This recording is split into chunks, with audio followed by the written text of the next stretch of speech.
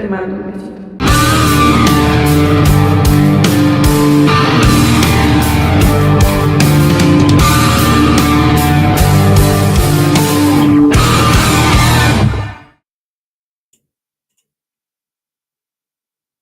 All right, we're on Disco Acid Cult TV. We got a handful of topics to go over tonight. Right now, it's just me. I think my co host will be joining me shortly. But I figured I would open up and get on just to be on time. Even though there's nobody here at 6, usually, I like to be on time. I'm never on time for anything, but I figure I should at least try when it's a live stream from my bedroom. There's really no excuse for me to be late when you know, I am 3, 4 feet away from my bed. All I got to do is get up and get over here. So we're gonna go over a few things. I don't want to start on the topics just yet. I don't think, because even the first topic, I want to get my co-host's kind of opinion on it. But I guess for some lesser stuff, some low key things, some lightweight things that I wasn't planning on going over. Um, One that I actually had saved. I think I saved the announcement on Twitter a little bit ago and just forgot about it. We're getting a Fear Factor reboot. Apparently, that is a thing that's gonna be happening. Let me pull this tweet up. There's even a little video to go along with it. Let's get this bad boy pulled up. Tweeted by Bloody Disgusting. Apparently, this is happening in January.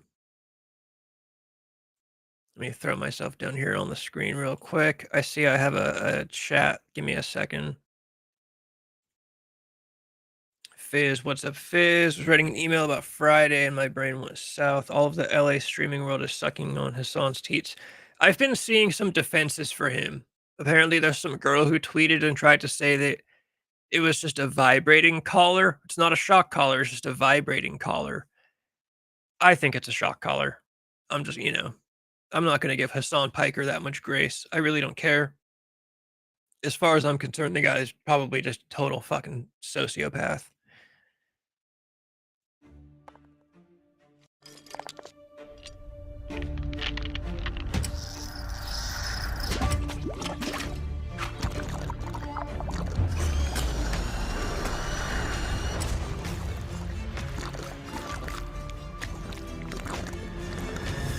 All right, yeah, pretty generic little video, just some gross stuff on a blender. Fear Factor House of Fear is what it's going to be called. Man, they're really just looking for anything to reboot, remake, do a sequel. I noticed this one is going to be hosted by Johnny Knoxville. That is an interesting one. I wonder if they even tried to get Joe Rogan. I mean, I know that's out of the question because now Joe Rogan is seen as an enemy, ever since he decided to just talk like a normal person on a podcast. Everyone likes him was playing goalie for him. Everyone is like, so it's true. Democrats don't believe in reality. Yeah, I don't know why people are going to bat for Hassan Piker.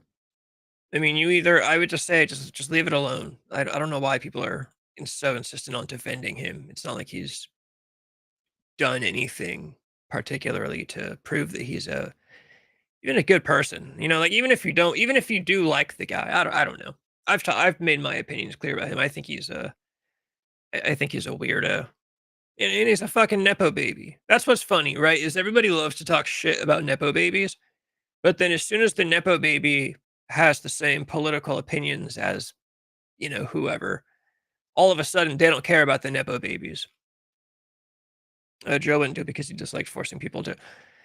Okay, I don't know if I've heard him say that in an interview. I'm sure it's true. I'm not saying I don't believe it. I'm just saying I haven't seen that clip of the interview. I would imagine, they didn't even think about hitting up Joe Rogan to do it because, like I said, Joe Rogan is now a political enemy to most of Hollywood. But I don't know. I don't know. I would imagine it's not going to be as good, let's be honest. And it's not even Like normally I would say we should stop doing reboots and sequels and blah blah blah because of the way that Hollywood lets politics get in the way of everything. But there's really nothing even political about Fear Factor, I don't think. Like I can't think of any examples of when like gender or race would come up in an episode of Fear Factor. Um, I remember I think it was like a Christmas episode when they had people eat reindeer balls. That's the only thing I could even imagine being remotely, and even that's not, whatever. Just they're reindeer balls. You don't have to say they're like a male reindeer's balls or a female reindeer's balls. All the people who think like that are generally middle to upper class people who never had to actually struggle.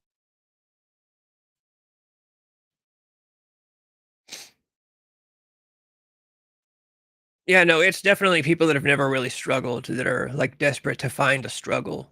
To me, that's like half of like millennials, like my generation, like half of my generation gets really into politics today because they never had a real struggle. So they want to assign a struggle to themselves. They're like jealous of people that had a struggle. I mean, that's it's literally these like ritzy white college kids that go out talking about how they're oppressed and the president is out to get them. And it's like, bro, you go to a college that I've never been able to afford in my life. Like, what are you talking about? What do you mean you're oppressed? Like, you go to one of the best colleges in the fucking world.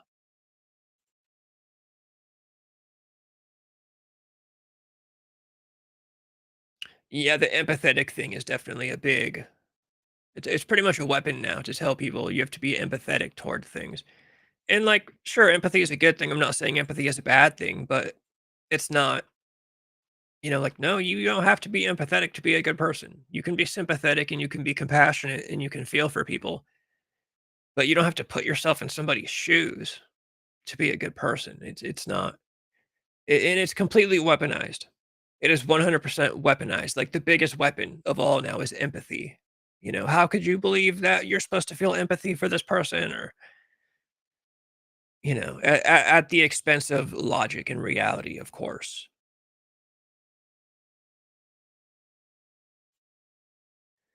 I guess you should feel empathy for people that go on Fear Factor and have to drink ground up cockroaches. Joe Rogan is kind of silly for saying that, actually, to say that he doesn't like forcing people to do the gross stuff. You're not forcing anybody, they signed up for it. I would say that. And I'm not coming down on Joe Rogan. I've got no beef with Joe Rogan. That's just kind of funny because that's the way I see it. No, nobody was forced to do anything. He encouraged them, if anything. I always thought he was a good host because he was the guy that was like, he tried to encourage everybody. When they were having a hard time drinking the smoothie of bugs, he would say, "No, come on, you got this. Plug your nose." He was there like cheering them on like a fucking bro. I never got the idea that he was forcing anybody to do anything. The thing about Fear Factor was that, it got famous for the gross stuff. Like, it really became popular for people drinking smoothies full of bugs and, like, eating animal guts. But most of the stuff on Fear Factor was really physical things. Like, most episodes, it was, like, 2 physical stunts and then 1 gross thing. The first stunt would be, like, hang on to the bottom of a helicopter while it flies over the water, and then the second stunt would be you gotta eat a pile of worms, and then the third stunt would be drive a car off a ramp over a semi truck. So it really was mostly, like, stunt work, I felt like. Kind of a crazy show when you think about, like, how many people coulda died. I'm sure they had to spend money on testing the gross stuff, making sure, it's not lethal. They can't have people do things that will kill them, but there were things on there that could kill people. I remember the donkey semen thing. I think what he said, that was the one episode that didn't get aired, they cut it, and I think he said that it was funny how the girls kinda had an easier time than the guys drinking the donkey semen, because girls typically, yeah, girls have a stomach for things of that nature, even though it's from a donkey. I wonder how different that tastes than human load. Donkey load has to taste fucking worse than human load. And, I've never tried either. I can proudly say I've never tried either, luckily. I did have a friend. I have an old friend who, he said when he was with a girl, and I don't remember how long they had been together at this point, but she made him taste his own. He said it wasn't a lot, but she made him, like, lick some of it off her finger just as a way of being like, "Hey, just to make sure you know what I'm going through." And I was like, "Oh, I don't like that at all. That's."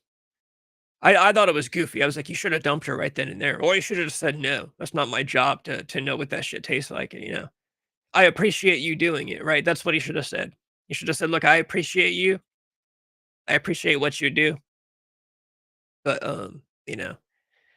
that's not my job to know what my own load tastes like." I know that mine has to be horrible. I've always heard that if you smoke cigarettes, that makes it taste worse. If you drink alcohol and you're dehydrated, and especially back in my prime, my shit must have tasted like battery acid. Mine really might have tasted worse than Donkey's load. That's for sure.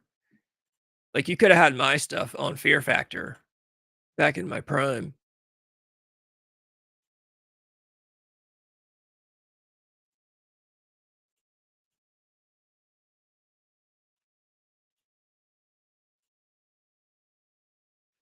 Yeah, I don't know. It's just they're rebooting shows now, and I know they've been rebooting shows for a while now. Yeah, not in the job description. When you look at the job description of being a man, tasting load is not in that job description. Even for girls, it's you know not, but you should is what I would say. Like I prefer mine to. Hey, what's up, man? Hey, what's up, dude? Fizz. Yeah, like I said, yeah, I prefer mine girls that I'm with to have that in their job description, but there are girls. It's funny. Once in a while you meet a girl and she's like, "Oh no, I don't suck dick." And I had a buddy who always said, "Oh, grow up." Like girls that are like, "Oh, I don't suck dick." Like, grow up, be a fucking adult. Like, this is one of those things you do when you're a girl. It's just the role is assigned to you. I started off, Johnny. I started off with the Fear Factor thing just because it popped up and I forgot to talk about it. They're rebooting Fear Factor. Johnny Knoxville is hosting, and Oh, no way. yeah. So, I was just ranting about everything's getting everything now. It's just they're rebooting anything. Anything is getting. Yeah, it's like they're just going back. It's like why not bring back like '80s rock stars? Which I would actually be a fan of that. The '80s rock stars reality TV shows. but I think reality TV is still. yeah, that's gonna be weird without Joe Rogan, man. I don't know. Yeah, it's Johnny Knoxville, and that's fine. Like it's losing that. Like Joe Rogan was kind of there, but not there. Like he wasn't outshining. He was just kind of the guy that's just there for Fear Factor guy. But Johnny Knoxville is kind of obnoxious for Fear Factor now. I mean, I don't think it's gonna be taken seriously. Yeah, and Joe Rogan, he was good at, even though he was the perfect amount of there and not there. I was saying he was good at cheering people on. Like when they were having a hard time drinking the bug smoothie, he'd be like, "Yeah, no, plug your nose, you can do it." Like he was actually good. Yeah. He wasn't trying to, he wanted people to win, and that was kind of a cool thing to see. Most game show hosts, or not even game show hosts, but you would think that whoever the host of Fear Factor is, like, I see Johnny Knoxville like making fun of people, which would be funny back in his day, if we got like prime jackass Johnny Knoxville on a Fear Factor But he's making. not even the same. Like that's just I don't know, man. It's just weird. Like I don't know. It wouldn't be yeah, it wouldn't be good. I don't know. Yeah, yeah, he's calmed down a bit, but they're looking for anything to Like reboot the that other guy, who's the other guy I used to work with? He has a podcast now too. I from what forgot it. show? He used to do like Jackass. I forgot his name. Oh, Steve-O.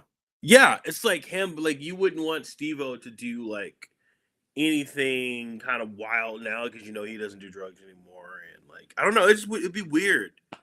I don't know. It's. I mean, I don't know what kind of decision that was. It's like to me that kind of decision is like getting replacing Charlie Sheen with the other guy. What's his name for Two and a Half Men? Ashton Kutcher. Yeah, it's like weird. It's like it's not gonna work. Like I don't know. It's weird. Steve-O, I always thought Steve-O was fine. I didn't hate him. I didn't like him as much as a lot of people did, though. He's a rich kid. I always kind of, for some reason, that bugged me. He's like a rich kid. His dad was like a, I know people think he's some like trailer park trash type of dude.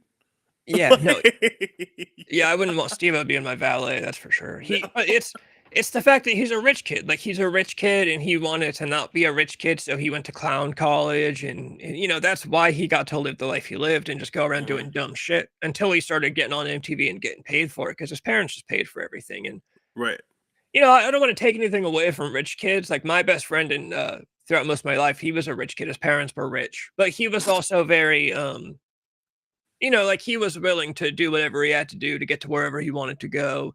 But he was also he acknowledged that he like came from rich parents. Like he wasn't one of those, some rich kids try way too hard to like not be rich kids. Like Steve, Yeah. like I would say, go. He legitimately went to clown college. Like, bro, who goes to clown school except for rich kids that wish they weren't rich? It's like the pop punk era when we used to play shows with these kids that come from like upper middle class white parents, and they really want a struggle, but there's no struggle in their life. So then they write these albums about, oh, it's so tough here in my hometown. It's like, bro, the median income in your hometown is like $300,000 a year. Like, bro, what do you mean Yeah. it's Yeah. hard in your hometown?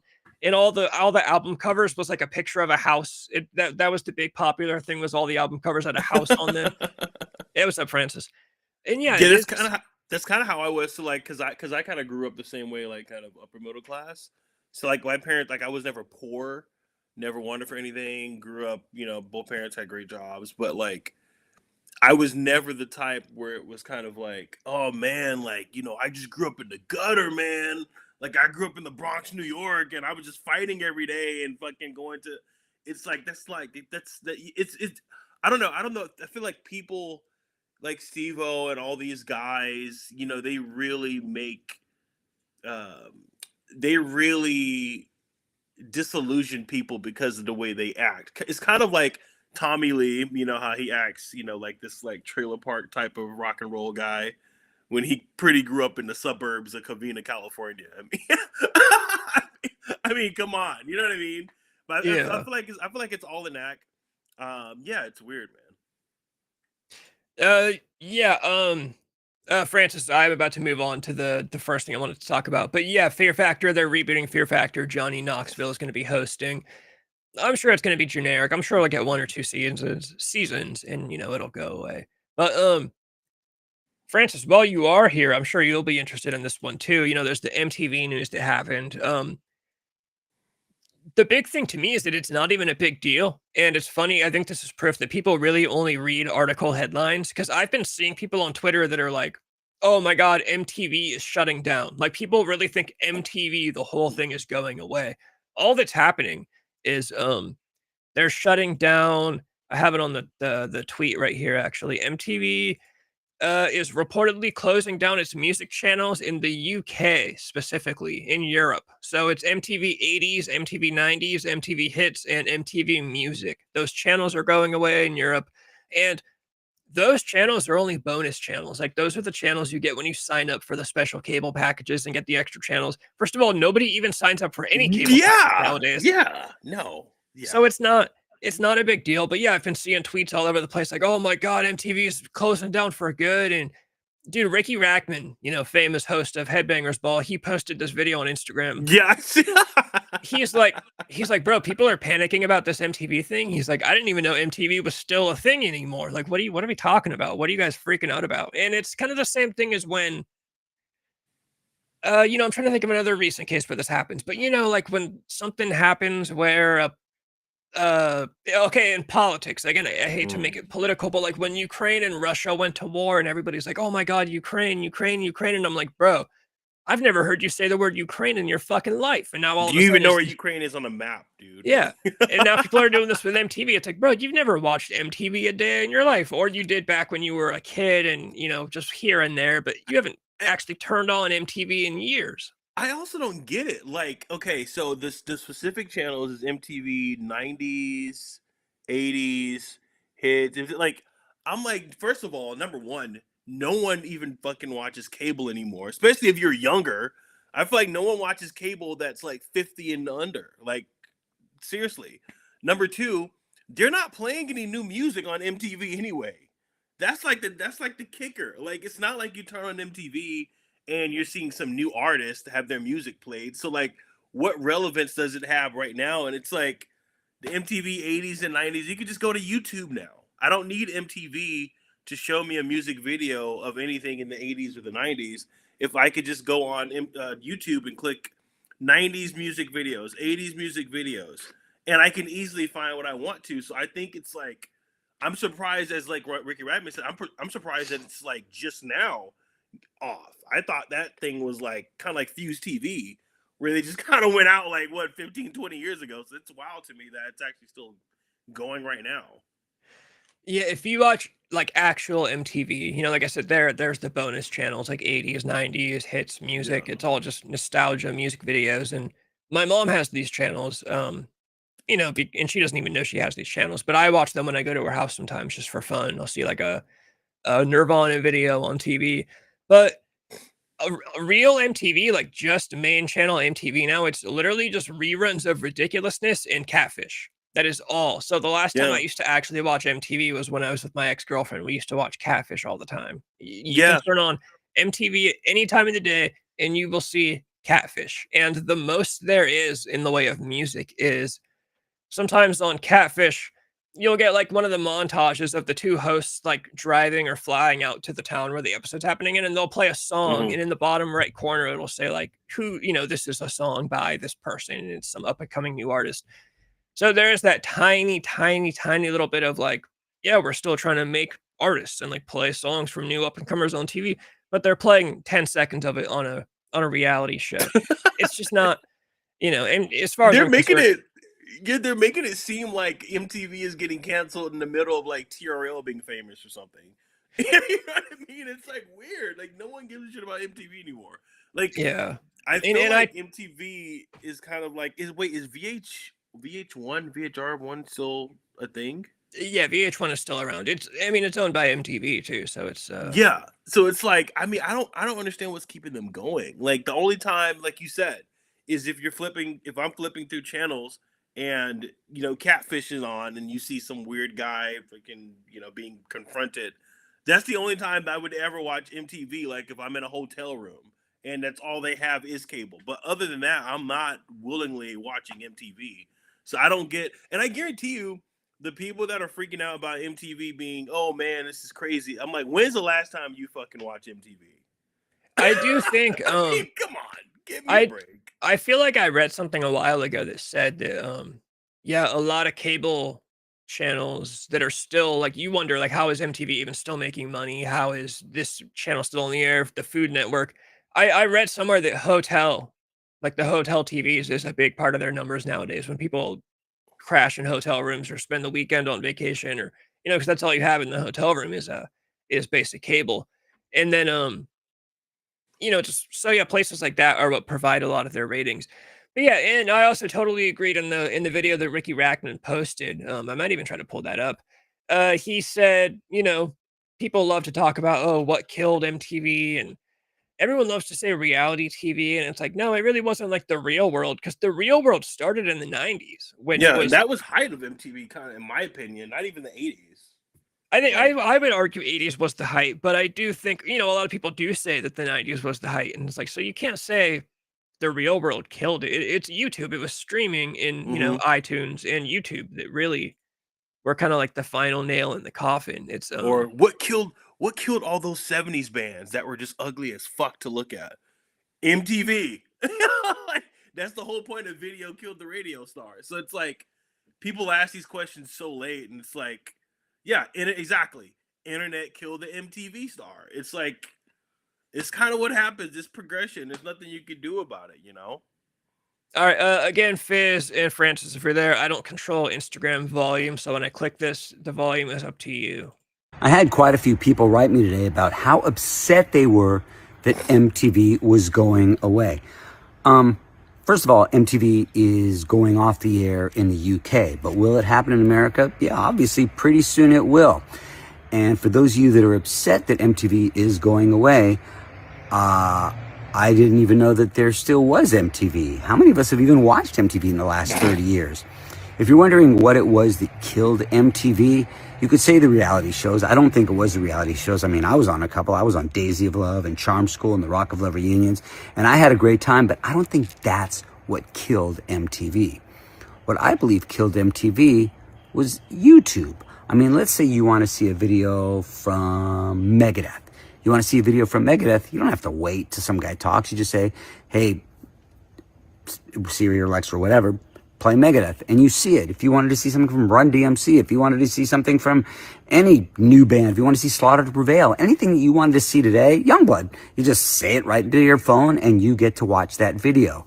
So I think Headbangers Ball in the final years, when I hosted it, was a little bit different because while some people criticized me for being kind of goofy and doing fun stuff, you know, you could just get videos anytime you wanted. So I wanted to make it the show a little bit different and have fun. And that's exactly what I did. But to be upset that MTV is gone now, how many of us even know there was MTV? I think it's kind of ridiculous to be upset about it now. But of course, that's just me.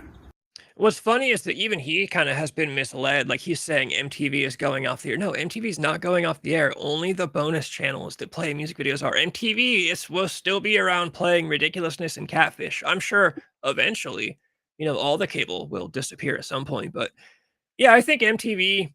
I think it was fun because I've talked about it before, like with the radio. Like yes, you can go on YouTube and search up Megadeth and watch the music video anytime, but there's kind of a fun feeling to sitting and watching TV, and then they finally pull up your favorite music video, and it's like, oh yeah, finally! Like you have to wait for it. It also kind of makes you feel good when you're like, oh yeah, this is my favorite band, and MTV's playing it, so like I'm vindicated. Everyone else knows this is a good video. Yeah. Or when you catch your favorite song on the radio, it's just kind of like a fun little feeling that goes along with it, as opposed to like, yeah, I can sit on YouTube and watch whatever music video I want at any time. It's just fun. It's just fun to have Ricky Rackman go, all right, coming up next, and you're sitting there crossing your fingers, hoping it's going to be Guns N' Roses, and he's like, yep, we're going to play Guns N' Roses. You're like, yeah, fuck yeah, finally. You know, I don't know if people. Okay, so this is kind of like the idea that I had, which when I kind of do the sleaze TV thing or whatever. The kind of idea, especially for this platform, is kind of like, why aren't people like, I know Ricky Rattman's pretty old now, but where is that person that's like Ricky Rattman that says, okay, let me take Headbangers Ball and go through the Netflix route? Kind of like how WWE kind of saved its ass by not being on USA Channel or Fox Sports or whatever the hell, UPN, which is like a long time ago, I know, Spike TV, all that shit. They saw that, hey, a lot of kids are now streaming. They're watching shit that's online. So why isn't it that maybe MTV or TRL, all these kind of shows that had that greatness to it on TV, why don't they have a package for, Netflix Live? Like, I think it would, I don't know, maybe I'm just talking, but I think that would make a hell of an idea. Like streaming on TikTok Live, streaming on YouTube Live, like we're doing right now. This is what we're doing right now is kind of a new way of doing what they were doing on Headbangers Ball at that time, doing their interviews or whatever the fuck they were doing. I think that's a way. I think that's the future. I still think it's just because, it'd be the same thing. Like instead of waiting for us to play a video, Fizz could just go watch it right now. There is the idea of us introducing people to new music and new bands that we find, but that to me that's just copyright. Like I don't play music videos because they're all copyrighted. If you want to get your music on Spotify, it's going to be copyrighted. So if I wanted to play a new band, I'm going to get copyright claimed by them. Or Well, at the very least, I'll get my video will get demonetized, and once I'm big enough, that would be so. That's kind of the hard part about YouTube. Whereas back in the day, MTV was backed by big corporations. Yeah, they can afford to pay out copyrights, and by the time they got so famous, I'm sure record labels were handing out music videos for little to no money because they wanted to get played on them. By the way, hey, what's up, Annie, and what's up, Triple E? Triple E, what's funny is I still get emails from Bunham and Murray, whatever their company's called, because Years ago, my girlfriend and I got to go on an interview for The Real World. Coincidentally, I was interviewed to be on The Real World, and I did not make it, obviously. But back in like it was like 2015 or 2016, I had to go to a club in San Francisco where I got asked by interviewed by MTV producers basically to get me on a season of The Real World. That was a lot of fun. Kind of That's cool. just an excuse to go party in San Francisco at this club. But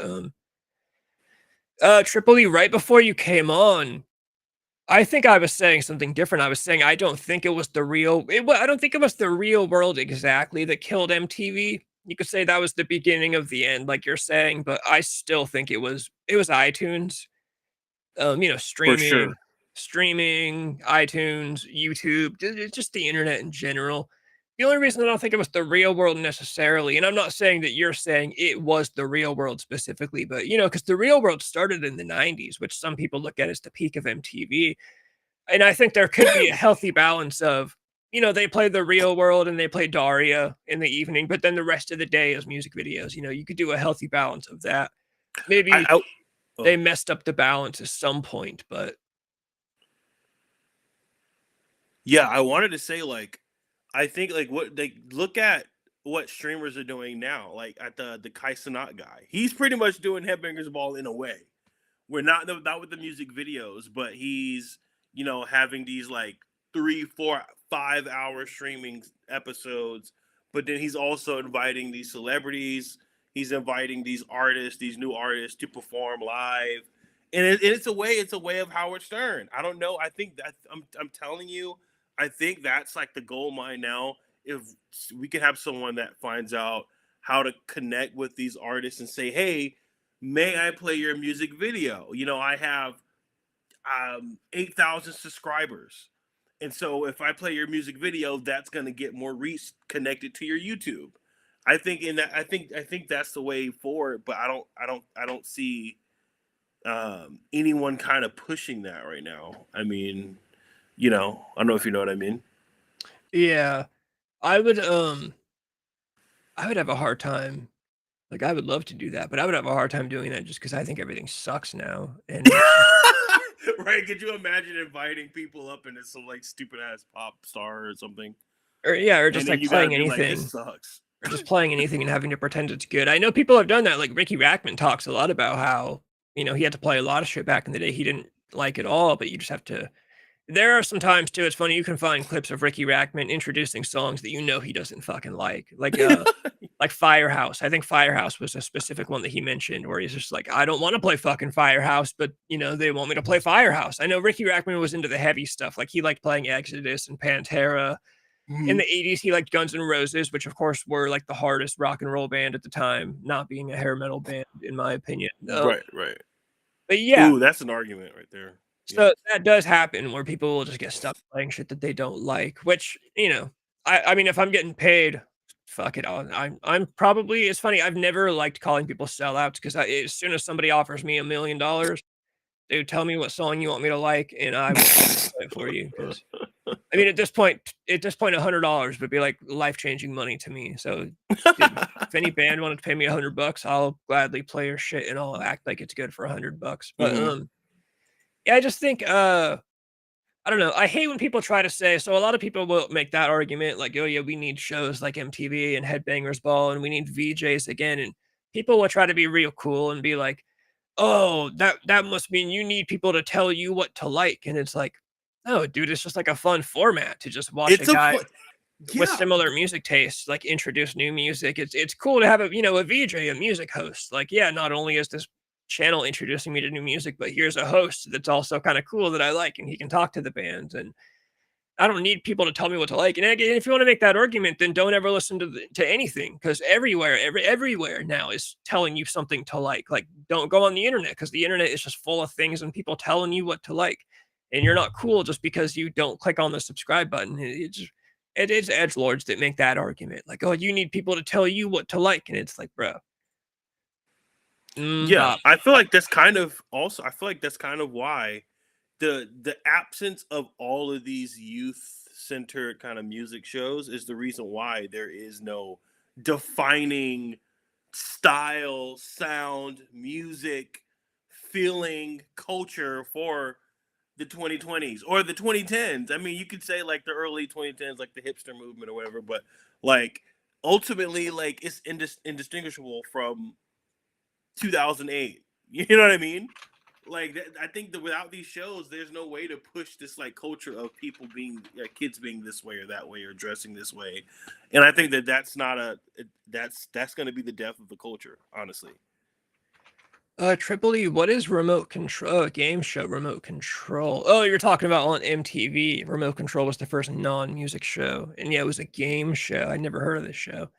It started on MTV for 5 seasons in '87 until '90, and then yeah, I'd heard of Liquid Television. Was that another game show or was that something different?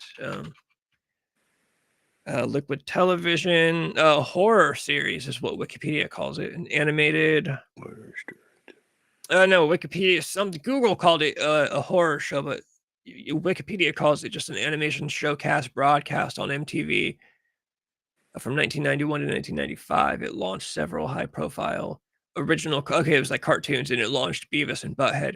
Beavis and Butthead, though, did introduce like Beavis and Butthead is partially responsible for the explosion of white zombie people. All I say, because I think it's like the music video for Thunder Kiss 65 was not doing so hot, and then it got played on Beavis and Butthead, and everybody learned about White Zombie, and it was like, holy shit. So even Beavis and Butthead found a way to push music. They also destroyed music.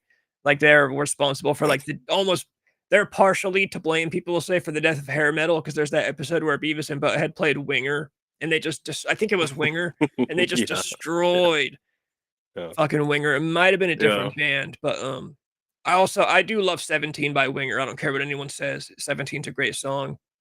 If you got a problem with those guys, talk to Bret Michaels. He dated a 16-year-old when he was in Poison. And you can find. Oh, you wanted fucking Jerry Lee Lewis dated 15-year-olds and married her. So television, yeah, Beavis and Butthead got its start. Yeah, it's kind of trippy animation clip show.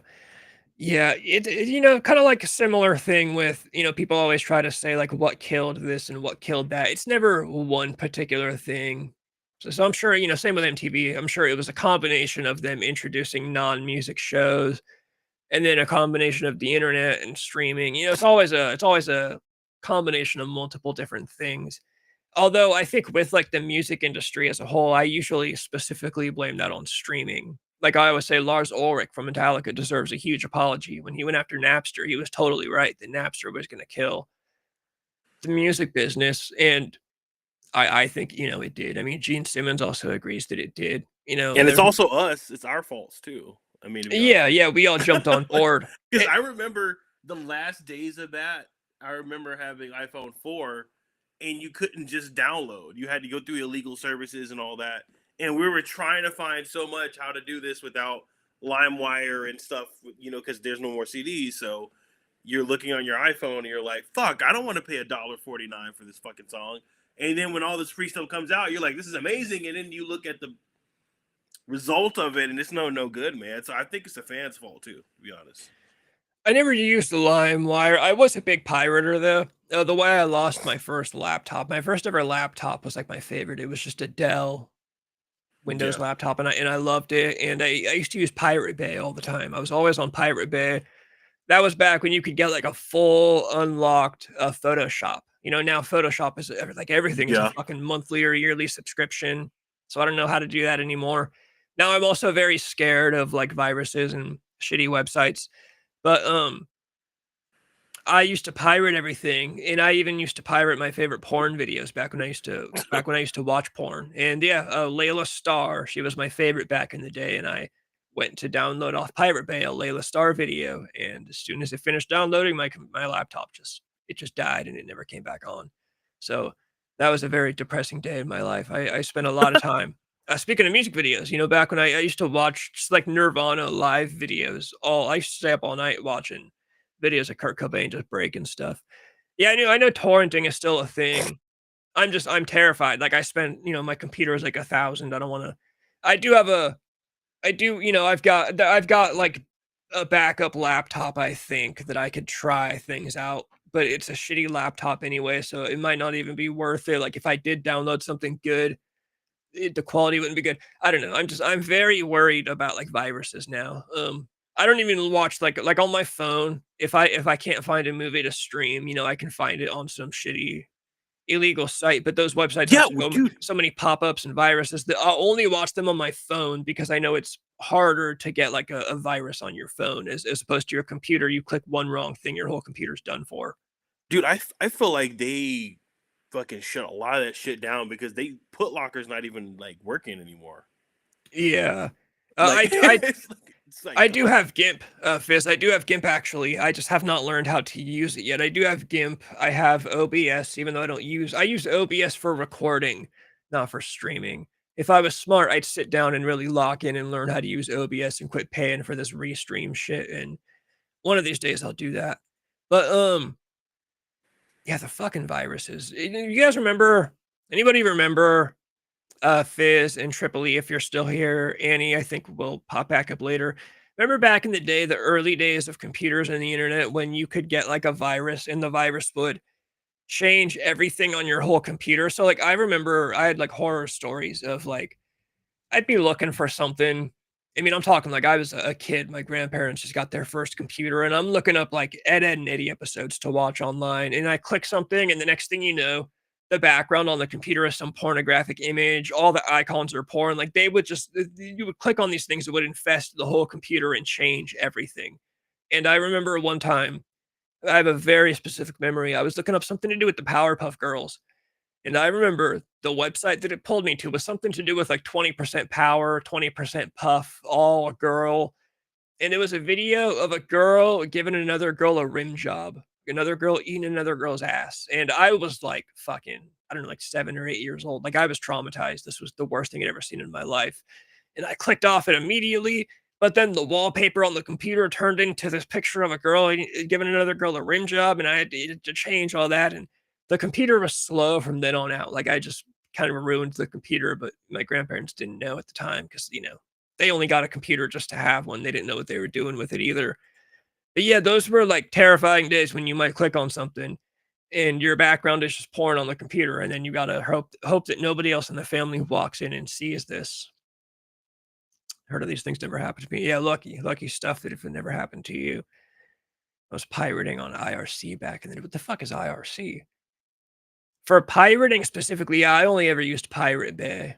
That was my thing. And you needed like a software to do that too, right? Wasn't there like a torrent software? Like you had to download something to unlock the torrent. I never knew how it exactly worked, but I had it. So verified and install crack works properly. Yeah, fucking A, man. The internet just killed everything fun. Everything fun died when the internet took full force.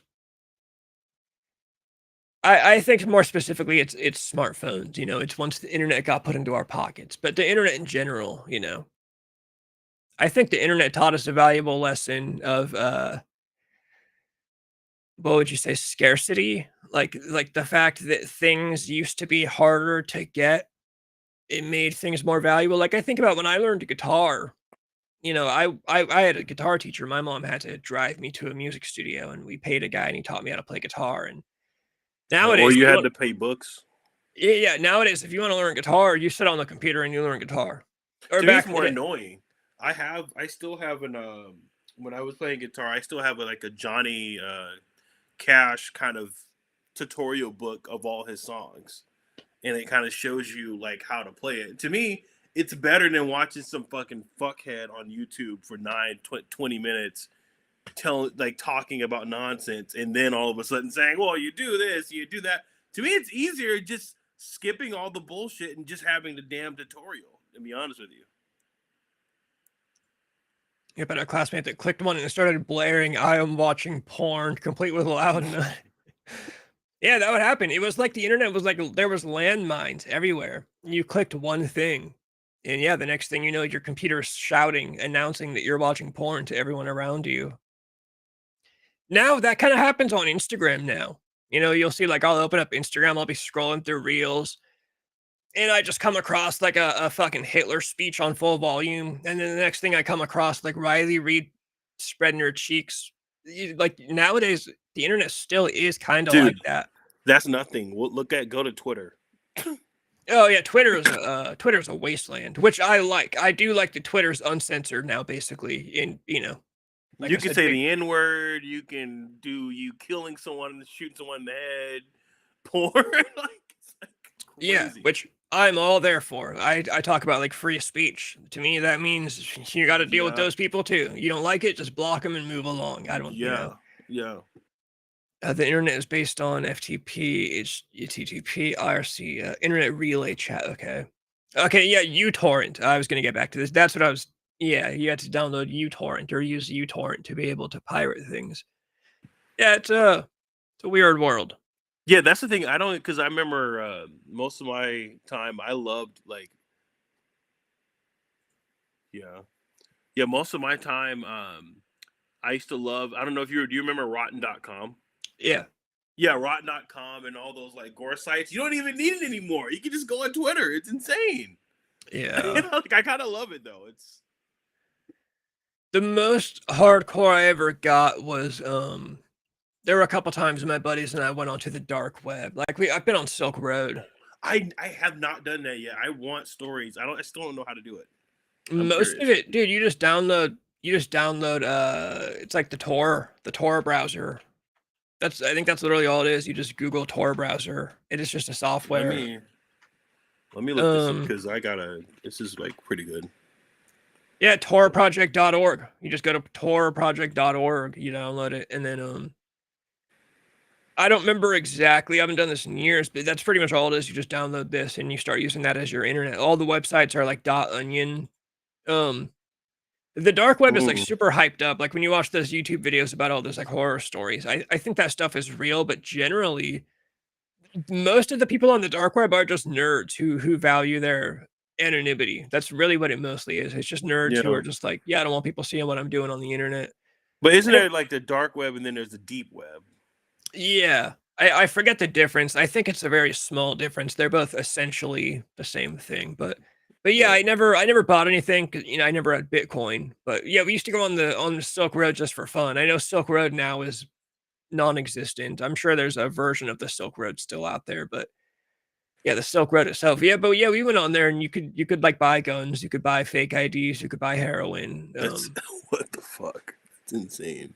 Yeah, like total free market. And so we just looked at that stuff for fun. But yeah, no, never actually bought anything. I did have a buddy at one time. He was buying with Bitcoin. I don't know if it was on the dark web or not, but he was using Bitcoin and he was buying this it was like like an experimental research drug that was supposed to mime the effects of opiate, basically. And I tried some. It came in like a Flonase bottle, and you shoot it up your nose, and yeah, it got you a little opiate like buzz. That was a lot of fun when he was buying that stuff. Ooh. Hold on, let me pull these up real quick. Emotes and emojis came around because of AOL, virtual representation for commonly used IRA chat, Tor browser, yeah, Tor browser, and sometimes Onion router. Yeah, exactly. It's mostly just edgelords who are on there. Like I said, nerds who claim to like care deeply about anonymity because it's liberty and like right on. So it's not constant, just like red rooms. That's not all you find on the dark web. There are like you can go on Facebook on the dark web. OG Silk Road was a dream world. I spent too much Bitcoin back then. Triple E, but if you even saved like one Bitcoin, I think I have a buddy who knows somebody who back in the day used to have a bunch of Bitcoin and he sold them off for nothing. Those terrible stories about people that used to have Bitcoin and then they sold it all because they thought no big deal. And then they just and now they look at nowadays and it's like, damn, I really shouldn't have sold that fucking 10 Bitcoin because I could have been a millionaire today. It's gotta be terrible. Gianni, do you have a home? You never stream from the Dude, Dude, I'm I'm bringing always heaters. traveling. I'm always traveling, man. This is my home back east, by the way, my little studio, and then I have all like 4 bedrooms and shit. It's my parents' home, technically. Dark web is hard to explain, but it's the internet that exists on IP addresses only. But also, there's the ability to create a pool of database. Yeah, no, like on the dark web, I don't think you can just like stumble upon websites. You have to have the link of what you're going to. Like you can't just click on stuff. You need to have where you're going. I've heard it explained that on the dark web is basically the whole like everything on the regular internet that we use is like the tip of the iceberg, and then everything else is the dark web. It's I don't know. It's fun stuff. I love those YouTube videos about like horror stories on the dark web though. That's always one of my favorite kind of genre of video. Uh, yeah, everyone keep them coming. Keep them coming. I will change topics, but keep whatever you got coming. We got to talk about Ian Watkins. Rest in. Oh God. Rest Jeez. in. I mean, hell. Yeah. And that Dude, is. I just want to know. Like they said, the youngest was like fucking 7 or something like that. Like, no. The youngest. I Was don't a know baby. what. Wait, what? Yeah. Hold on. Let me look it up just to make sure. Dude, what the? It's like the worst thing you could ever imagine. I wanna find the age. Yeah, okay. So Ian Watkins was the singer of a band called Lost Prophets. They were basically a mall emo band, you know, back in like the 2000s. Yeah, of course. Yeah, I remember them very well. And I've got that song Rooftops. I do like that song. Rooftops is a good song. That's the only song I know. It's a good song. The thing that makes him different is, there's plenty of stories about dudes in bands back in that time that like they got in trouble for texting a 16-year-old girl, or like maybe they hooked up with a 17-year-old girl at Warped Tour one year. And this guy basically was like running a whole operation, and he used to get parents, like mothers who were fans of the band, basically groupies, but offer up their kids to him, and he would offer to teach music lessons and do stuff to their kids. And the story that gets brought up the most is that he attempted to I think he got the baby from a mother. I'm not sure the exact story, but he attempted to rape an infant baby. And the word attempt is key because the infant baby was too small. What he was trying to do wouldn't work. Like this is this guy, and he went to prison, and he just got murdered. Some guys jumped him in prison and cut his throat, and he died. And it's like one of the few dudes in the world that I say right the fuck on. Like people talk about you shouldn't cheer for death. Like this is one guy. Like the internet is united with this guy. Like good riddance. Man, I don't have much to say. Like I didn't know it was a fucking baby. Like what did he like fuck? That's hard. Yeah, I think the mothers of a lot of these kids need to be in prison too. Yeah, I mean, like, how did he even get the opportunity to like do a fucking baby? Like, there's a really good video. Let me not pull it up. I don't want to see who it's by, just so I can recommend it. I think it might be Dreading. There's a YouTube channel that's a really good true crime channel. Yeah, so Dreading, like Dread. The channel is called DREADING, and then in parentheses it says Crime and Psychology. yeah, They got a video called The Biggest Predator in the Music Industry, the case of Ian Watkins. It's 48 minutes, really good video, goes over everything. But yeah, it was like he was, like I said, moms were offering up their kids to him. I think he had a girlfriend, and they found text messages where their goal was to get the girl pregnant, and then the baby would be his, and stuff like that. It was terrible. Opiates. I'm sure that guy Very was. true. I'm sure that guy was partaking, and he was like 29 when he got arrested finally too. So this guy, I mean, like young, attractive dude, singer of a rock band, singer of an emo band that could have had any girl he wanted, and he wanted babies. I mean, babies. It's fucking weird.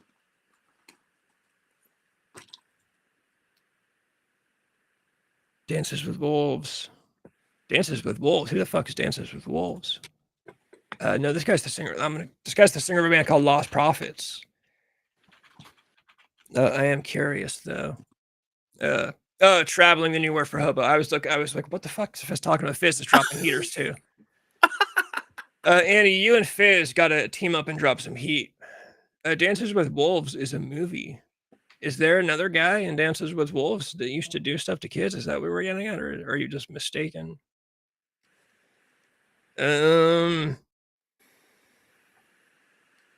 No, there's nobody in this movie that even has a name similar to Ian Watkins. Yeah, it's just a bummer. Like I said, I only know that one song. Oh, there's a guy from Dances with Wolves that was on the same type shit. An actor or a character in the movie? Like I said, I only know the one song, but Rooftops is a good song. It is a great. I just listened to it when I heard that news that the guy died. I went back and listened to that song, and I was like, "Damn, what a bummer!" Because this song is pretty cool. It's pretty cheesy, it's one of those cheesy songs about standing on the rooftop and screaming your heart out. But then it's like, Yeah. like, God damn, this guy was screaming his heart out about kids, and it's terrible. Dude, I just want to know, how did it come up? How was he caught doing whatever the fuck he was doing with babies? Let me pull up. I'm gonna pull up the Wikipedia. Actually, I'm just gonna. Because that's fucking like crazy, dude. So on Wikipedia, if you look under sexual offenses and other criminal activities, it says Watkins' abuse and misconduct with children was reported as early as 2008 to South Wales police. Keep in mind, this band is from Wales, over in England. They were Welsh. I think it's England. Through the authorities, it says the authorities repeatedly failed to act upon any of the leads. This included both sexual abuse and giving drugs to children, including cocaine. Ian Watkins' former bandmates said they were unaware of his conduct with children, as his drug abuse had begun to cause heavy strain on their relationships with him. Okay, so the bandmates say they didn't know this because he was off doing drugs, and they said, fuck this, we don't want to be around this guy. So I can believe that, right? Watkins had requested his own private dressing room away from the other live band members, where much of his abuse of children allegedly took place. Watkins had also chosen to minimize personal contact with most of his bandmates. Joanne Majadelic, some crazy last name, some girl named Joanne, an ex-girlfriend of Watkins, recalled him possessing graphic images involving minors and drug paraphernalia as early as 2010. Appalled by the content, Joanne made multiple complaints to South Wales police, though little action was taken at the time. She was one of 6 people who had spoken to the police regarding Watkins' conduct from 2008 to 2011. In 2010, an Australian woman accused Watkins of assaulting her child, though the allegations were not investigated any further by authorities. During the recording of the band's 4th album in 2009, Joanne was made aware by Watkins that he was abusing a 2-year-old child in California whilst the band was recording in Los Angeles. Joanne contacted the child's parents, who had also reported him to Welsh authorities, though again, no further action was taken to investigate the matter. Then there's arrest and conviction. Watkins was first apprehended in June 2012 in connection with various drug charges, and he was granted bail shortly afterwards.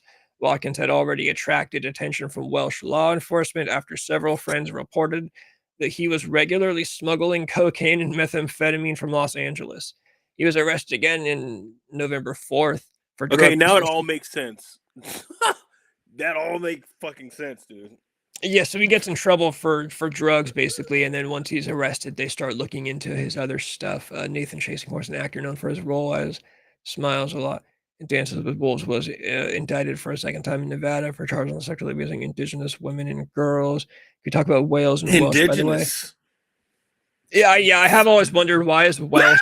What the fuck does that mean? Like, that is a good point. Why is Wales Welsh and not Walsh? Like, what does that mean, dude? On December 19th of 2012, Watkins was charged at Cardiff Magistrates Court with conspiracy to engage in... Oh, wait, no, I skipped a part. He was arrested for a 3rd time on December in 2012 on another drug possession charge. South Wales police immediately conducted a search of his home and computer in connection with his prior investigation. During the search, officers discovered numerous indecent images of children on his computer. So they caught him for drugs, and then they searched his computer and found stuff with kids and thought, damn, we should actually look into this guy. Yeah, there's even a whole article for police failing. It's just like, how many times? I'm sure, they're just like, no, this guy's a rock star, and these girls just wanted, they probably thought these were groupies that were scorned and wanted to get him in trouble, so they didn't take it seriously. Wild.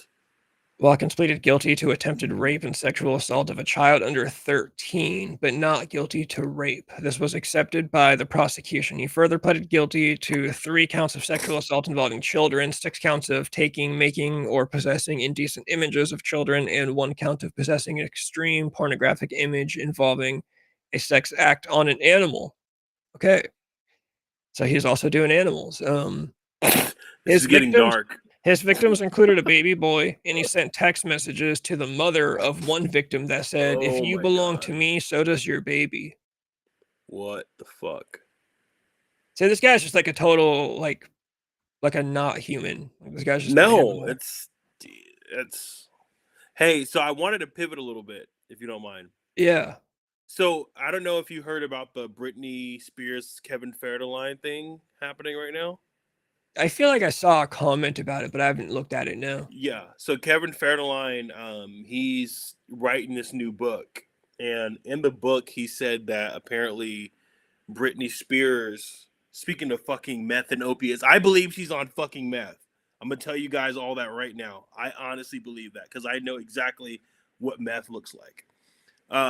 And apparently Britney Spears was standing in the door of her kid's room, and she has a knife in her hand. And they're asleep, and then the kids wake up, and they just kind of like look frightened, and then she says like, "Oh, you guys are up, okay," and then she just runs back to her room. I don't know if this is like a. I don't know if this. I don't know if this is a true story, but I don't know. What do you think about that? Britney Spears with the knife. Yeah, look up the I story. feel I feel like I read some comment about Kevin Federline saying that, or somebody might have even been someone different saying she has a weird obsession with knives. Yeah. I've seen some Instagram accounts from people that think that Britney Spears died and has been replaced by a clone. There's Okay, that's all, ridiculous. all That's kinds of theories ridiculous. about her. I definitely think she's at least on drugs. I mean, her fucking videos are not normal that she's posting. I mean, there was that video of her, like she just went on a date recently or something, and she went into the bathroom to do some weird dance. And Yeah, so, yeah. she's definitely on drugs. She's definitely She's on. on meth. I mean, If it's I not try to meth, tell people. if it's not meth, it's some kind of crazy medication that only celebrities can get. Yeah, she's Be- definitely a tweaker.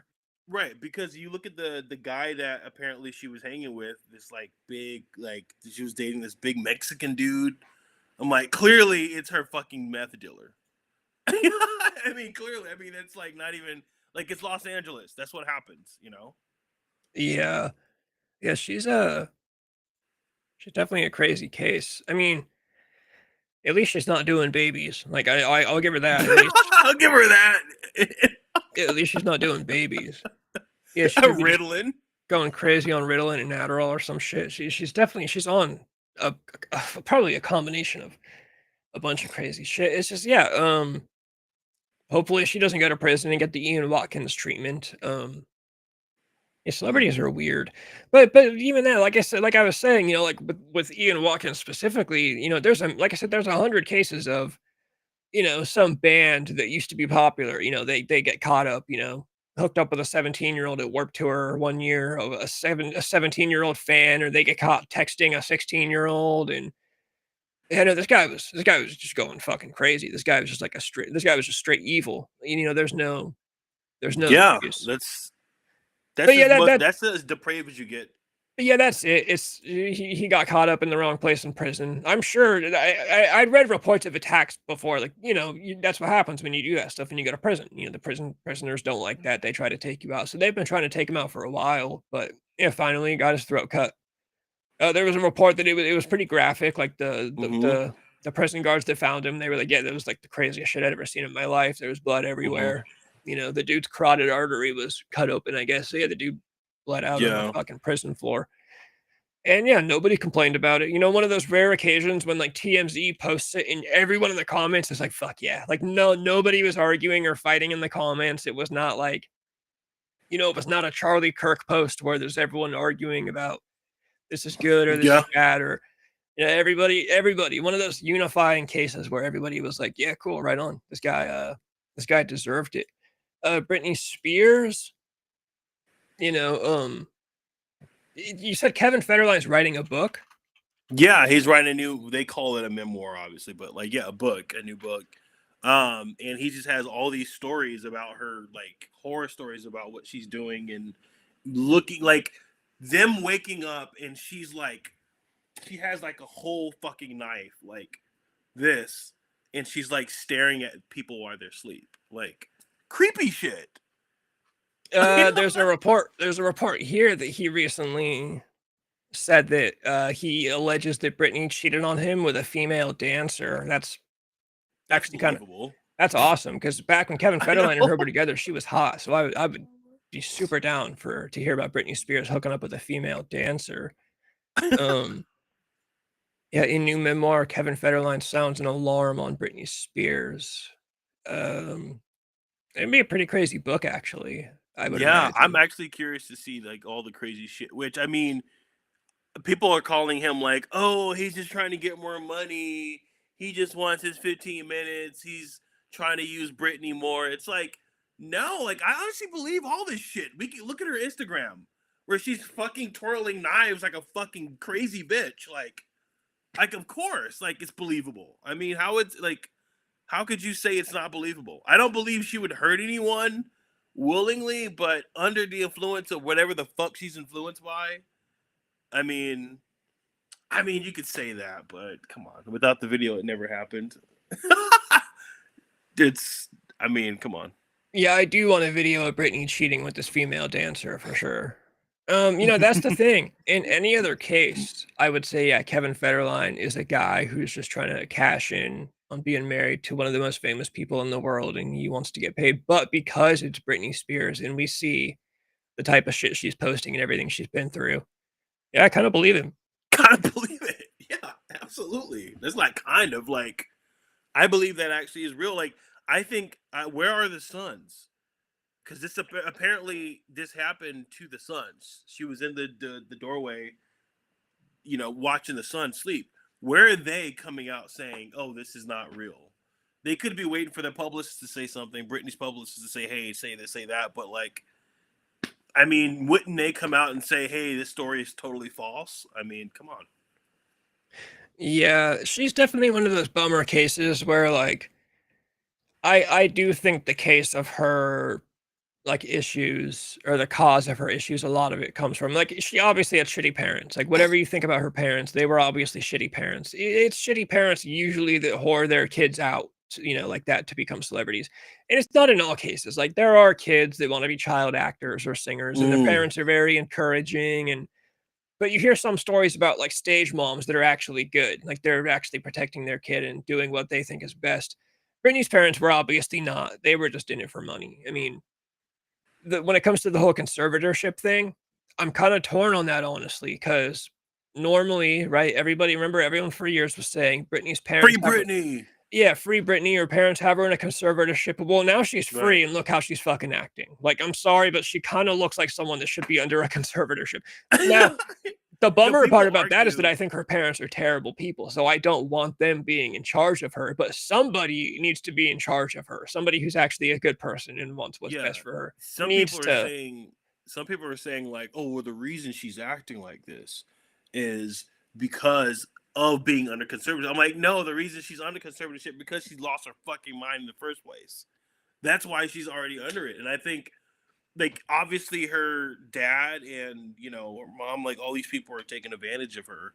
So it is like she's kind of between a rock and a hard place where it's like you want her under the watch of someone, but at the same time you don't want it under the fucking parents because we know that they're just using her for everything she has. Yeah. Yeah, and it sounds like even, I think I read something that even Jamie Lynn Spears is kind of a dick to her. I can't remember what it was or where I read it, but it just sounds like her whole family's not, the greatest. I mean, Mm-mm. Jamie Lynn gets pregnant at like 16, which was the worst because I loved fucking Zoe 101 and she had to ruin it by banging some dude. I don't think the dad is Dan Schneider. I don't believe that. I know some people theorize that the dad of her kid is Dan Schneider. I don't think so, but Yeah. um yeah, fucking A, that Kevin Federline book, that might be some straight fire. I'm sure when that comes out, there'll be plenty to talk about. Totally. Fucking hey, Britney Spears. That was the first CD I ever got when I was a kid. Was her debut album on disc on CD. Yeah. That was good stuff. I loved that album. That was a great. I mean, she used to be awesome, dude. She was great. Yeah, I don't know what happened. I mean, obviously it's like all stars, but like I like I don't know, like I'm weird because I watch her Instagram and shit and I'm like a fan, but I'm also like I don't know, like I love like the freedom of the dancing and the being crazy and rock and roll shit. But at the same time, it's like, is this gonna be healthy in the long run? Is she gonna lose her fucking mind? Because that's what it looks like. She's lost her fucking mind. It's like I don't know where to look and place myself, like in what my opinion is. It's like, yeah, it's crazy. I like crazy. I like eccentric and fun and weird. But at the same time, it's like I don't want to be like, yeah, I'm a fan of this, and then she ends up overdosing on fucking meth or so. I don't know. Yeah, she's definitely out of her mind in like a not good way. I think she's gonna die. How old is she right now? She's probably like 40 something. Let's see. Hey, she's 43. I bet you she's gonna die between now and 50. Like she might be 50 when she dies. I mean, I think Michael Jackson died at 50, right? Mm-hmm. I think she's gonna go out similar, and it's gonna be similar. I think it's gonna be one of those cases where, she's alone with a doctor. He's given her something. She dies. I believe Michael Jackson was murdered, I guess, to add some context to what I'm saying. I guess I'm not saying Britney Spears is going to be murdered, actually. I think she'll totally, So some Michael Jackson was murdered. You believe that? Yeah, I think he was killed. Yeah. Do you believe it's like a little bit of the whole like him, going after Sony and shit like that? I think so. Candace Owens made a really good video about the Oh, I whole love Michael Candace Jackson Owens. story. Mhm. And you made it out of your addiction before she did, apparently. I mean, me getting out of my addiction is it's cool. Don't get me wrong. I have different feelings about like my own, I guess. Being not on drugs has not turned out the way I expected it to. I think is the best way to put it. But yeah, no, Candace Owens did a really good video on the Michael Jackson thing, and I think it could have a lot to do with him going after Sony. And he was just messing with people that I mean, he literally he died alone in a room with a doctor. Like, come on. And Prince Like, come died, on, yeah. How else could you explain that? and Prince dies the same way too, by the way, alone in a room with a doctor after Prince starts ringing the alarm bells about how record labels are treating people and how he's Yeah. being fucked out of his money. These two huge pop stars want what's owed to them. They want the money that they think they deserve, and they end up dying alone in rooms with doctors. Like, come on. Um, And I also believe Whitney Houston was also killed. I I honestly could see believe that. that. Like people think, oh, I know she was just druggy and she overdosed. I'm just kind of like, yeah, I get it, but like, come on, like we have to be clear here that it's obviously something happened to her. Like just the fact that Ray J was there and he had solo drugs and then he like fucking disappears, um, and like her body when Clive Davis the same day I think it was the Grammys and he had his Grammy after party. He had it there at that same fucking hotel while her body was still in the fucking bathroom. Like he didn't like say, "Oh man, it's canceled. We're gonna move it somewhere else. This is a tragedy because of her." He continued to have it. So it's like this is just weird how that she just fucking died and they're still partying like it's normal. Sony didn't like that. Yeah, no, it's remember Whitney Houston was like, I remember like in my childhood, we grew up in like the tabloid era when like every time you go to the grocery store, there's like Sun magazine, whatever it was called, magazines with crazy headlines, and Whitney Houston was basically a meme before memes were a thing, and it was all about how she's crazy and she's on crack, and you know, every she was just like the butt of every joke for years, because she was just Yeah. the crazy black lady on crack cocaine, and now it seems like people have kind of gone back and put some more respect on her, which is great because she is, of course, one of the greatest. I'm not a big Whitney Houston fan, but of course she's still one of the greatest of all time. I mean, no one sings like Whitney Houston. But yeah, she was a joke for a long time. I could see her being killed because everybody just thought, well, if she ODs, that's what's gonna happen.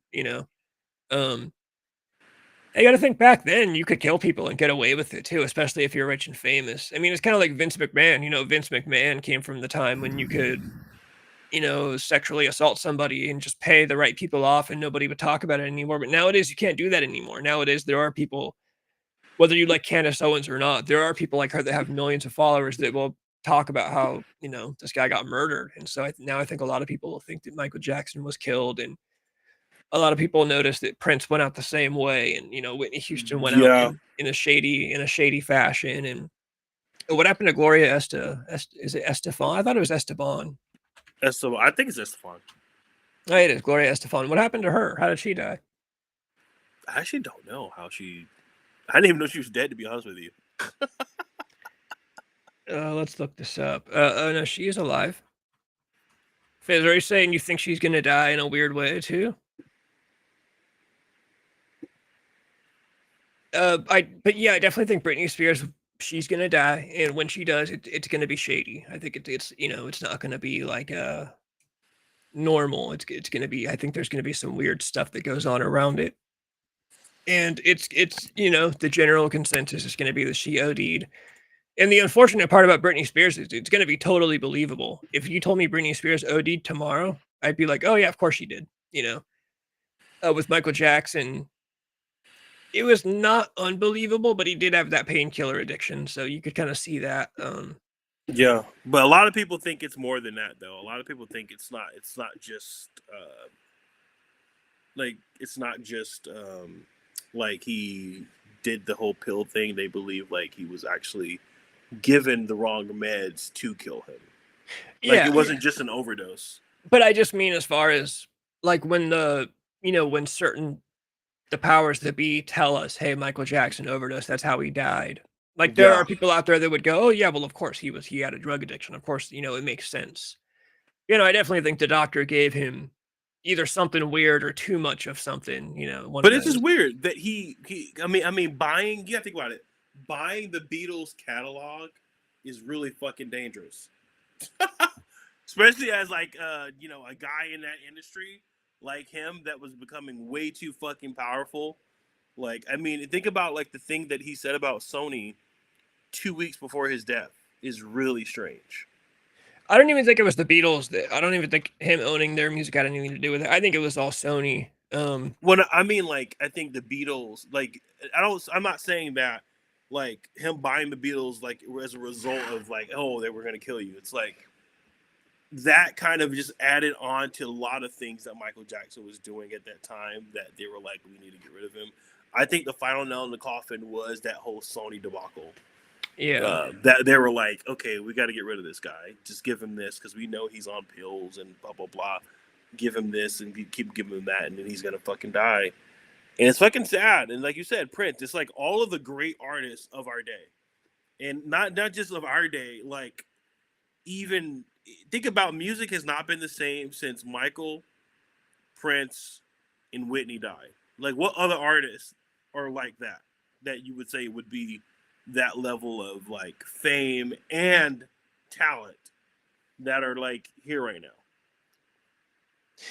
I love the story with Michael Jackson buying the Beatles music. It's that classic story of I guess he was talking to Paul McCartney, and Paul was like, "Oh yeah, you want to make some real money? You got to get into music publishing. You got to start buying music." And then like next week, Michael Jackson buys all of the Beatles music and owns their music, and it was Paul McCartney that gave him the idea. Mm-hmm. Yeah, only some musicians get into like buying music. And I know Paul McCartney wasn't mad about it, but he was mad when Michael Jackson licensed out one of their songs to like a Nike commercial, I think it was. Yeah.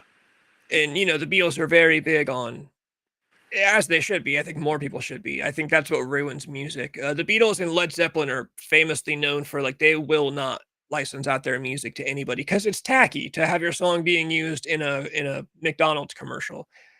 And I agree. I think that's what ruins it. You know, the reason everybody thinks AC/DC is like lame dad boomer music is because you hear Back in Black in Walmart commercials, and it's like, okay, you're losing your edge. Or Guns N' Roses, they're seen as tacky because you hear Welcome to the Jungle in Disney movies, and it's like, you Yeah. guys, come on, you guys got. I know you like money. I get it. Everybody wants to get paid, but you got to be selective with what uses your music. Like, you can't just be having your music played over fucking Target commercials and. No, like fucking Sweet Child of Mine is overplayed like a motherfucker.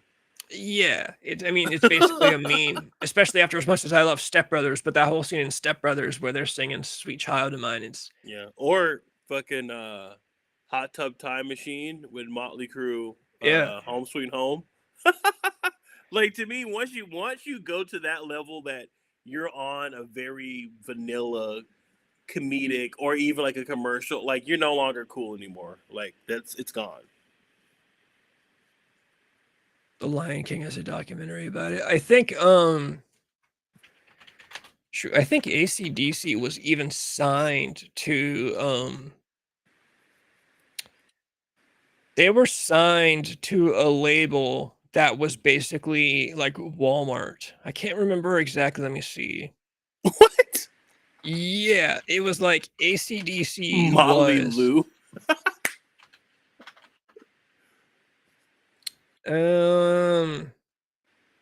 Can't remember what it was, but AC/DC for a time was signed to a record label. I swear to God, I remember reading this somewhere. I guess I could be wrong, but I thought they had like an exclusive deal with Walmart where like they would have albums that came out only released by Walmart.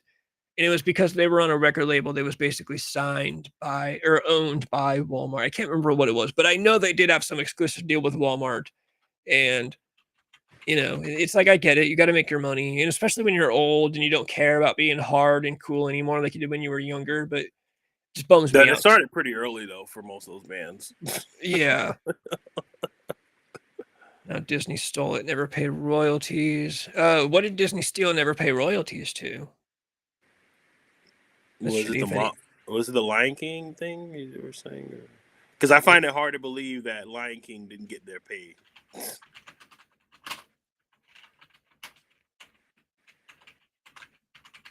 No, I'm curious about that. I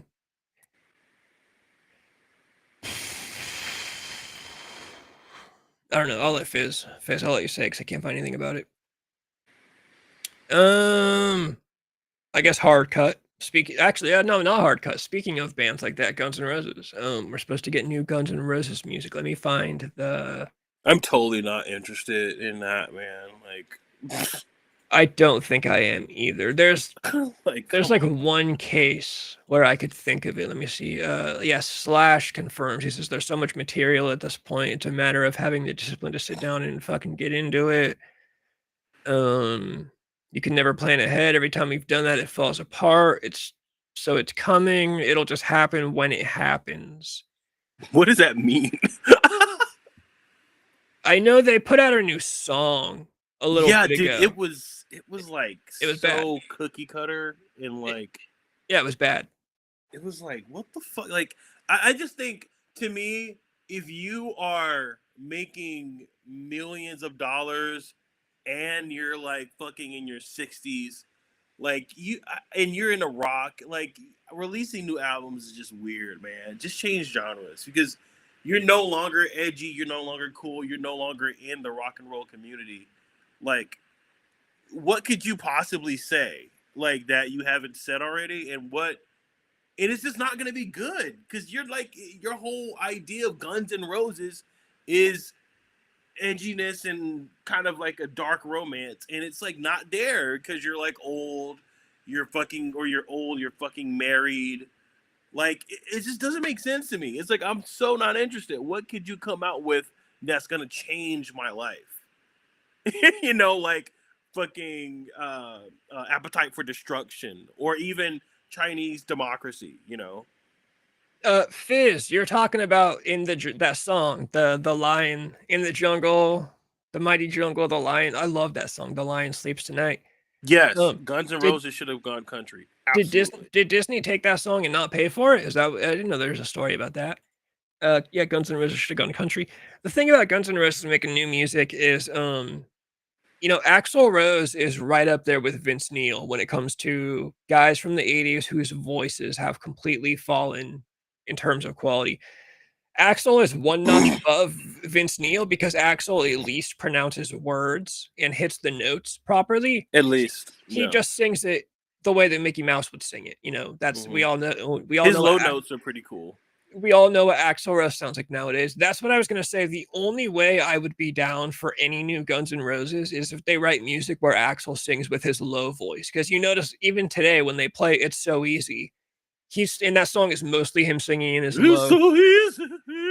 Yeah, but when he sings it, the normal way, when he sings it low, like he sings in the actual song, yeah, the low tone is fucking bitching. I love it. He sounds good because that's his natural voice. Axl Rose was Jelly Roll before Jelly Roll. Fuck you. Don't even compare Axl Rose to Jelly Roll. So if they did, and that's the thing is, I know they won't. There are times when Axl should sing low for some reason, and he doesn't. Like they play that song. There's a song by Velvet Revolver. What's their most popular song? It's a really good song. Yeah. And it's surprising that Guns N' Roses plays that because Axl is just kind of an egotistical guy. I know he's calmed down a lot. Slither. When you find videos of Guns N' Roses, when they play Slither live by Velvet Revolver, that song needs to be sang low. And Axl Rose could sing that song low, but he insists on singing the chorus with the high Mickey Mouse voice. And it's like, why would you do that?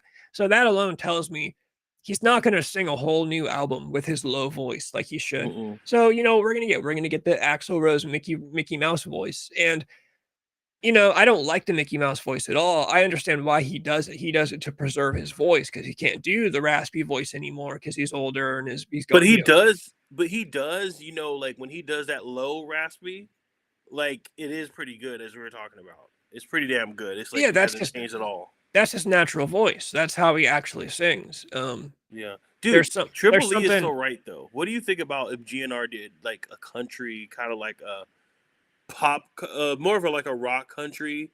I think they should do that. Like these guys are old. Like why the fuck are you doing like this fucking metal type of sound? Like I don't understand it. Like no one, to me it's a waste of money to even come out with a new Guns N' Roses album.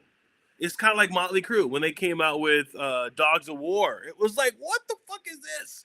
Like it was pretty dope. Like it was dope, but like it's not gonna. It's like, did you really waste your time to go in a fucking studio and make this? You know what I mean? I still wouldn't even care because Axl would still sing it with the Mickey Mouse voice, so we just get country with the Mickey Mouse Axl voice. I mean, that's all.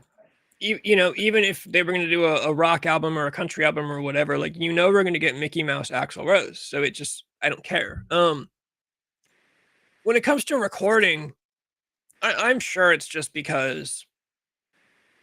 Honestly, I would imagine these guys record new music when they do, because at heart they are musicians. Like at the end of the day, yeah, that's what you do for work. That's what your career is. Yeah, they want to do something. So I get that. When it comes to touring, that's just them going to work, but doing their 9 to 5, making money. Vince Neil actually said it.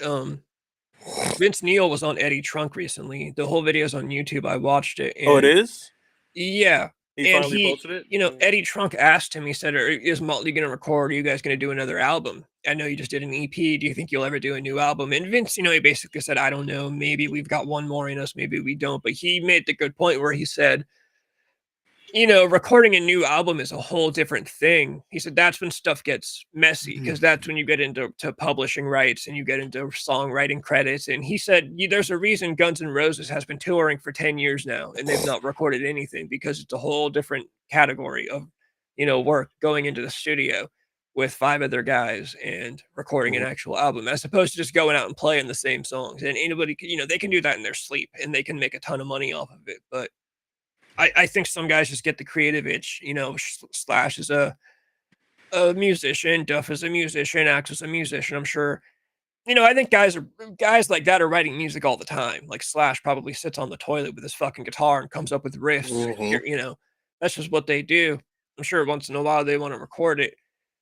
Even Vince Neil said he writes songs. Like that was one of the things Eddie Trunk asked him. He was like, "Do you actually write songs?" And he was like, "Yeah, here and there at home, I write songs." And and Vince still does his solo stuff, but See, I would imagine that's why, when it comes to why would they even bother, it's just because they can, and they've got the money to do it, and they've got the time to do it, and they will make money off the album. Like, if Guns N' Roses puts out a new album, it will sell. You know, it's not gonna go fucking platinum, but it will stream, it'll download, it'll sell.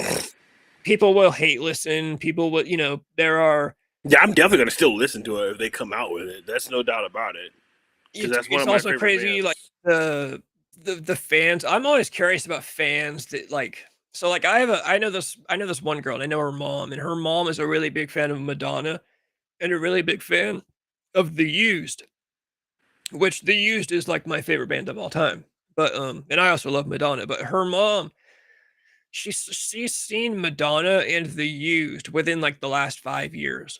And both of those acts, she's like, "Oh, they're so fucking good. They sound just as good as they ever sounded." And I'm like, "You're lying." But there are fans like that out there. Like, you will see fans in Motley Crue comment sections saying they sound just as good as they sounded in the 80s. And I'm like, bro, you're either retarded or you're lying to yourself. And it's like, or I you're get just it. rage baiting. No, I think people are just naive. And I think these are people that aren't musical people. Like, they don't have a musical bone in their body. They're just going off of vibes. They just see fireworks and Motley Crue, and they just have an adrenaline rush, and they just think it's you know, they don't understand music the way that musicians do, or even, you know, slightly musical people do, and they really think that, like, but "Oh, to yeah, me, Madonna sounded just as good as she sounded back in 1987," and it's like, bro, she objectively did not. I don't understand how you could even say that, but they believe that shit sometimes. to me, it's like it's just weird to say that. Like, even if you're a fan and you don't do music, like, just compare videos. Look up a Motley Crue fucking concert from this year to a Motley Crue concert even at fucking Crue Fest, which is in like the 2000s. Like, even compare those. Let's fuck the 80s. Even compare those, and it's like night and fucking day. Vince Neil was fucking bitching at Crue Fest. Vince Neil was bitching at the end, the Motley Crue, when they were saying, "Oh, we're retiring. There's no more Motley Crue. It's over." He even sounded bitching there, and that was in 14. Like, it's how could you even fucking compare it and say that it's the same? I don't fucking get it. Even as like coming from a fan, like, Vince Neil sounds like shit, man. Yeah. Like, I mean, obviously, I love what he's doing because he's doing whatever I want to fucking do until I get fucking old. But still, like, I have the right to criticize if I'm a fan, you know. Like, it's like he's not like sound the same. Like, that's crazy. Like, that people actually say, "Oh," it's always some weird people too in the comments. Is kind of like, "Man, this show was great. This show is." I'm like, "Have you never been to a concert before?" I also think I do think people have this weird idea of what it means to be a fan. So, like, I've always said, I'm like the biggest Rob Zombie fan you could fucking imagine. I mean, I've got so much like money wasted on Rob Zombie shirts in this closet behind me on Rob Zombie. I mean, I own all of his movies a fucking million times on DVD, Yeah. on Blu-ray. Fucking love the guy. I'm the first guy to tell you, like, when I find some Rob Zombie videos of him live, I'm like, he sounds like shit. He's not, you know, he sounds terrible here. There's videos I find where he sounds good, and there's some videos where he sounds terrible. He sounds winded, he sounds out of breath. But I'm still the biggest fucking fan. I think some people have this weird idea that to be a fan, you need to just say, you know, to me, it's the difference between being like, I'll use Taylor Swift. It's the difference between being a fan and being a Swiftie. If you're a fan, I think you need to acknowledge, you know, you have some of the biggest diehard Metallica fans that will tell you anything after Injustice for All sucked. They hated anything after that, but they're the most diehard Metallica fans. But then you've got these people that are just like, anything they do is fucking perfect. Anything Taylor Swift does is perfect. And it's like, no, dude, I love Taylor Swift just as much as I did when I first saw the music video for Love Story in 2008. But I can be honest and tell you that this new album fucking sucks. Doesn't make you any less of a fan. If anything, I think it makes you more of a fan, to be honest, and say, you know, yeah, my favorite band fucked up and this album sucks. Yeah. Or they sucked when I saw them live last year.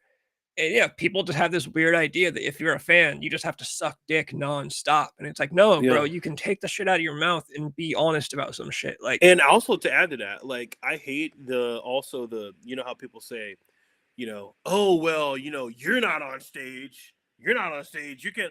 I'm like, okay. Or like the people when you give a sports opinion and you're like, oh, I fucking like. I think LeBron sucks. Well, you don't play basketball, so you shouldn't talk. It's like, well, yeah, fuck yeah, because the reason why this motherfucker is playing basketball in the first place is because of the people that are going to fucking see him. So yes, we do reserve the right to fucking criticize these people. Oh, you don't play, football, so you don't need to shut up. If you don't know what you're talking about, you don't know what you're talking about. I'm like, I absolutely can say what I want because the whole point of them doing their work is based on me being entertained by them. So they entertain me. I don't entertain them. So yes, they work for us. We don't work for them. So yes, we can criticize. And like you said, like if you're a musician, it's like I understand what people are saying when they're like, "Oh, you're not a musician, so you wouldn't understand like the." But I'm like, but ultimately, at the end of the fucking day, Motley Crue is not on stage. Guns N' Roses is not on stage to entertain other musicians. You're there to entertain the average fucking Joe.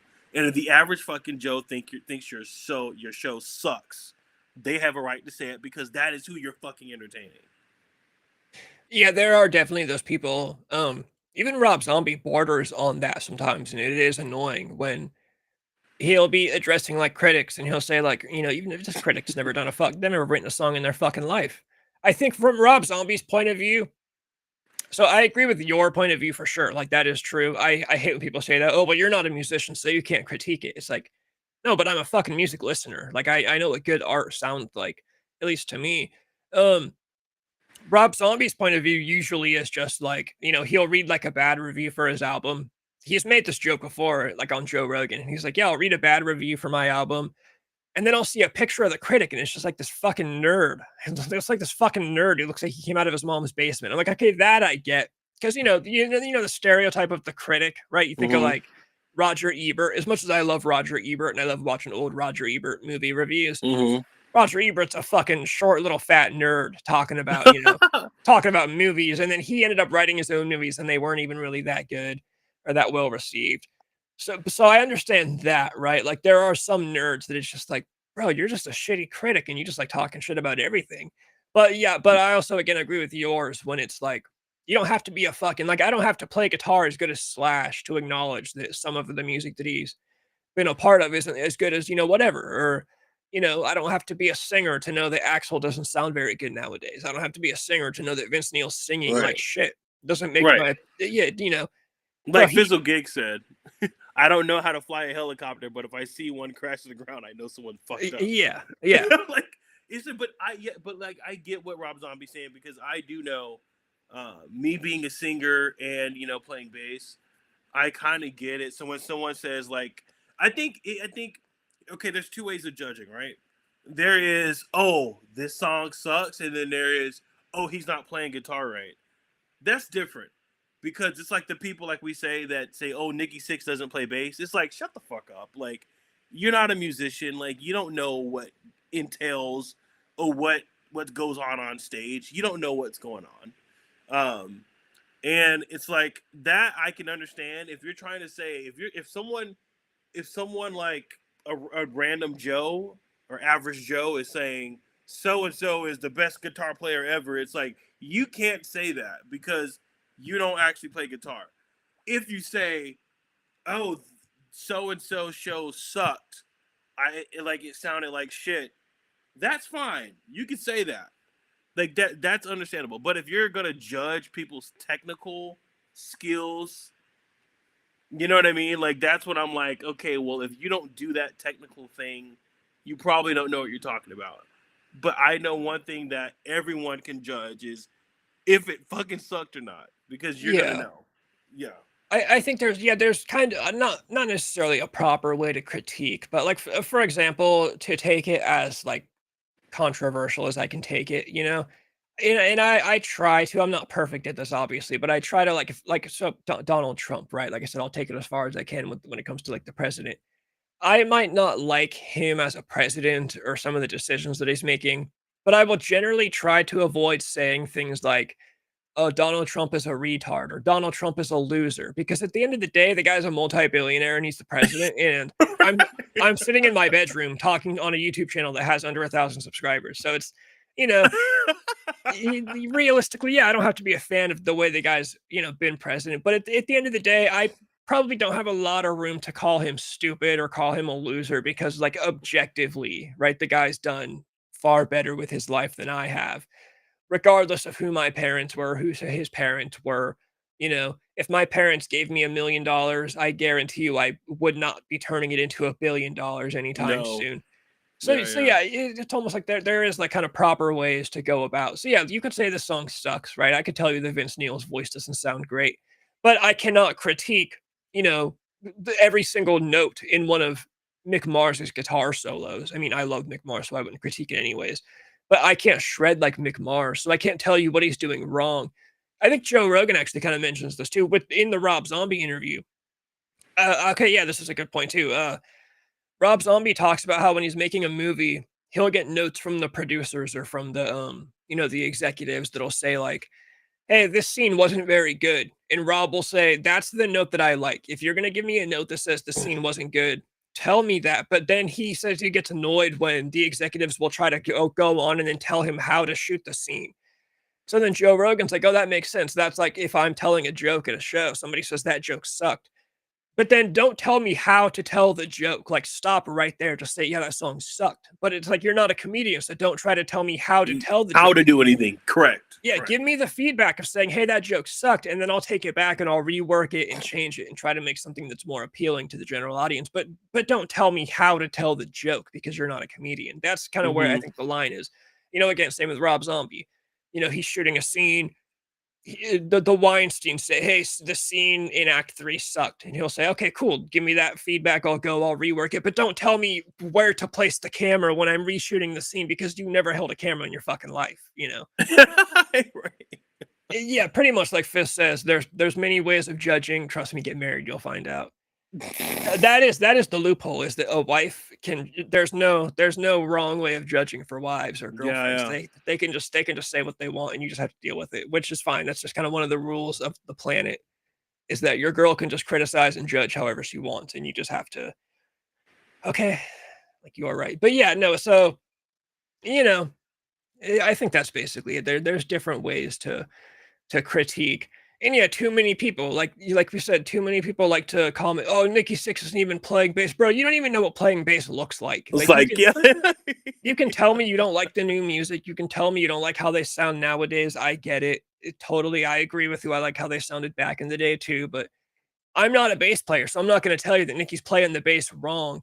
Or like I said, I love when they'll comment, "Oh, look, he's totally not even playing bass, but you can still hear bass." I'm like, dude, the video is in like 240p quality. All you're hearing is static and vibration. Like, what do you mean you can still hear the bass? You can't hear anything in this video, Right. And they don't understand about like having pedals that keeps your notes going even when you're not playing.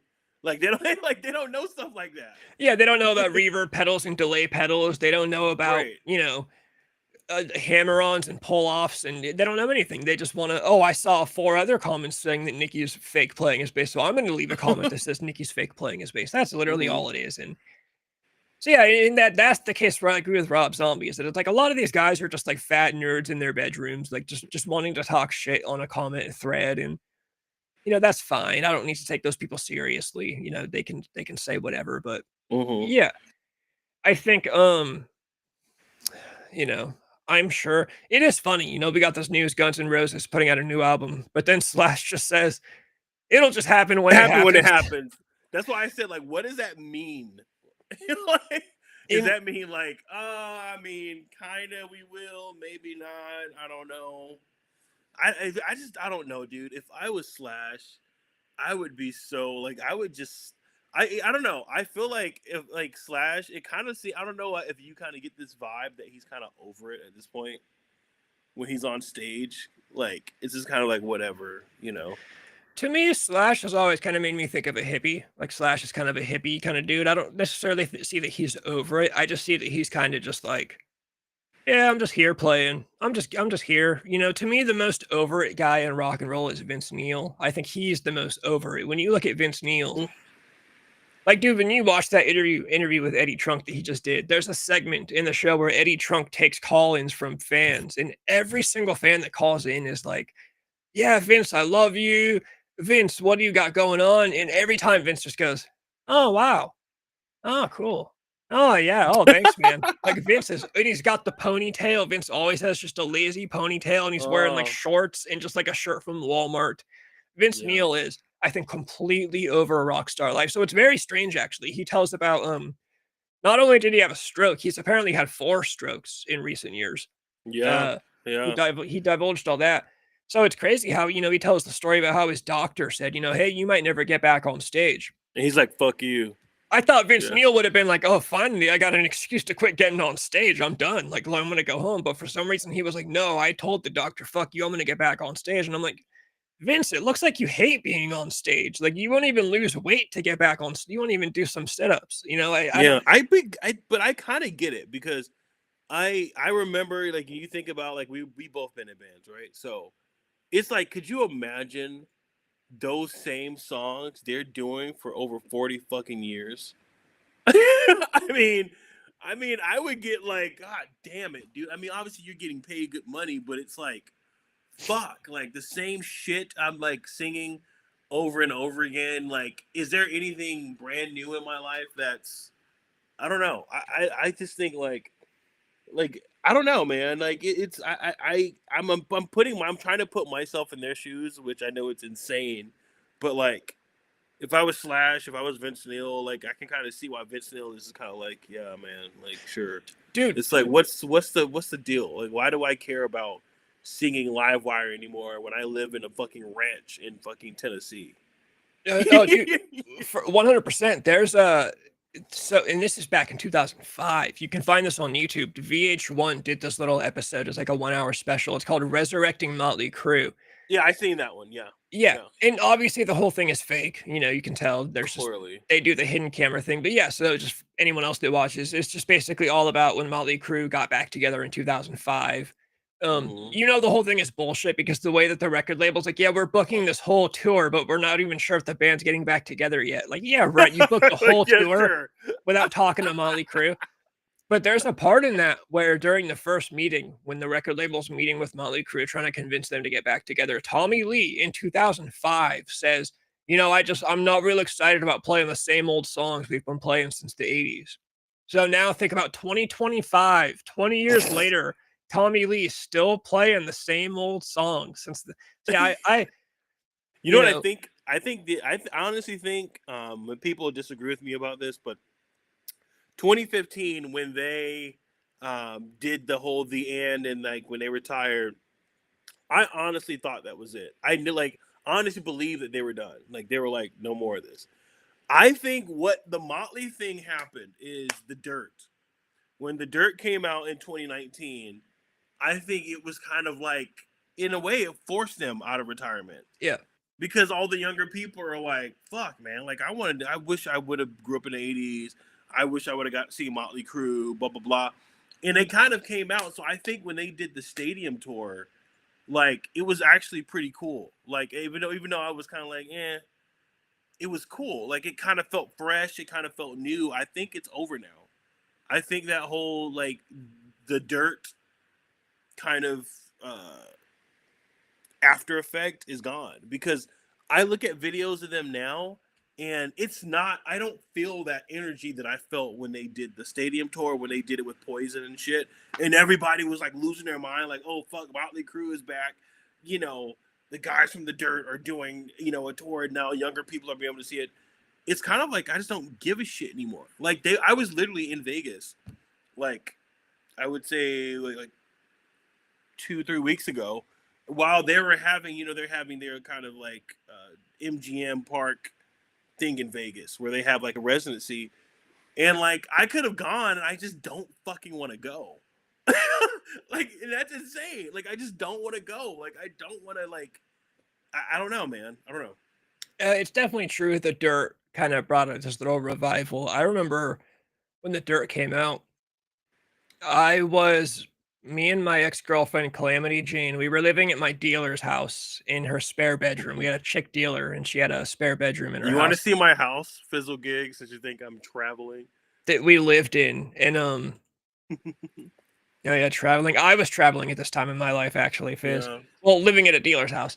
And yeah, the movie came out and we laid in bed smoking heroin, watching The Dirt on my phone. I held my phone up and yeah, that movie definitely brought like a that is true. It kind of forced them to come back out because now there were kids that were like, "Oh, this movie," because it was a cool movie. I liked The Dirt. I liked that movie. It's obviously there's a lot of bullshit, you know.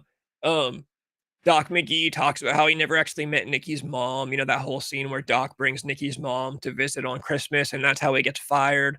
Yeah. Bro, Doc McGee got fired for the stupidest reason. It was like they played a festival with Bon Jovi, and Bon Jovi got fireworks, and Motley Crue didn't. So Motley Crue got jealous, and they fired Doc McGee. Like the end of an era, right? Doc McGee, by the way, there's a great interview with Doc McGee on YouTube. What is the podcast? Let me find it because I love Doc McGee. He's obviously an icon. Um, Pop Culture Unpacked is the channel. He does this great interview that just came out a year ago, and yeah, Doc McGee. Straight up with a new hair transplant. Looks great. Looks skinny. Wait, what's the name of it? Pop Culture Unpacked.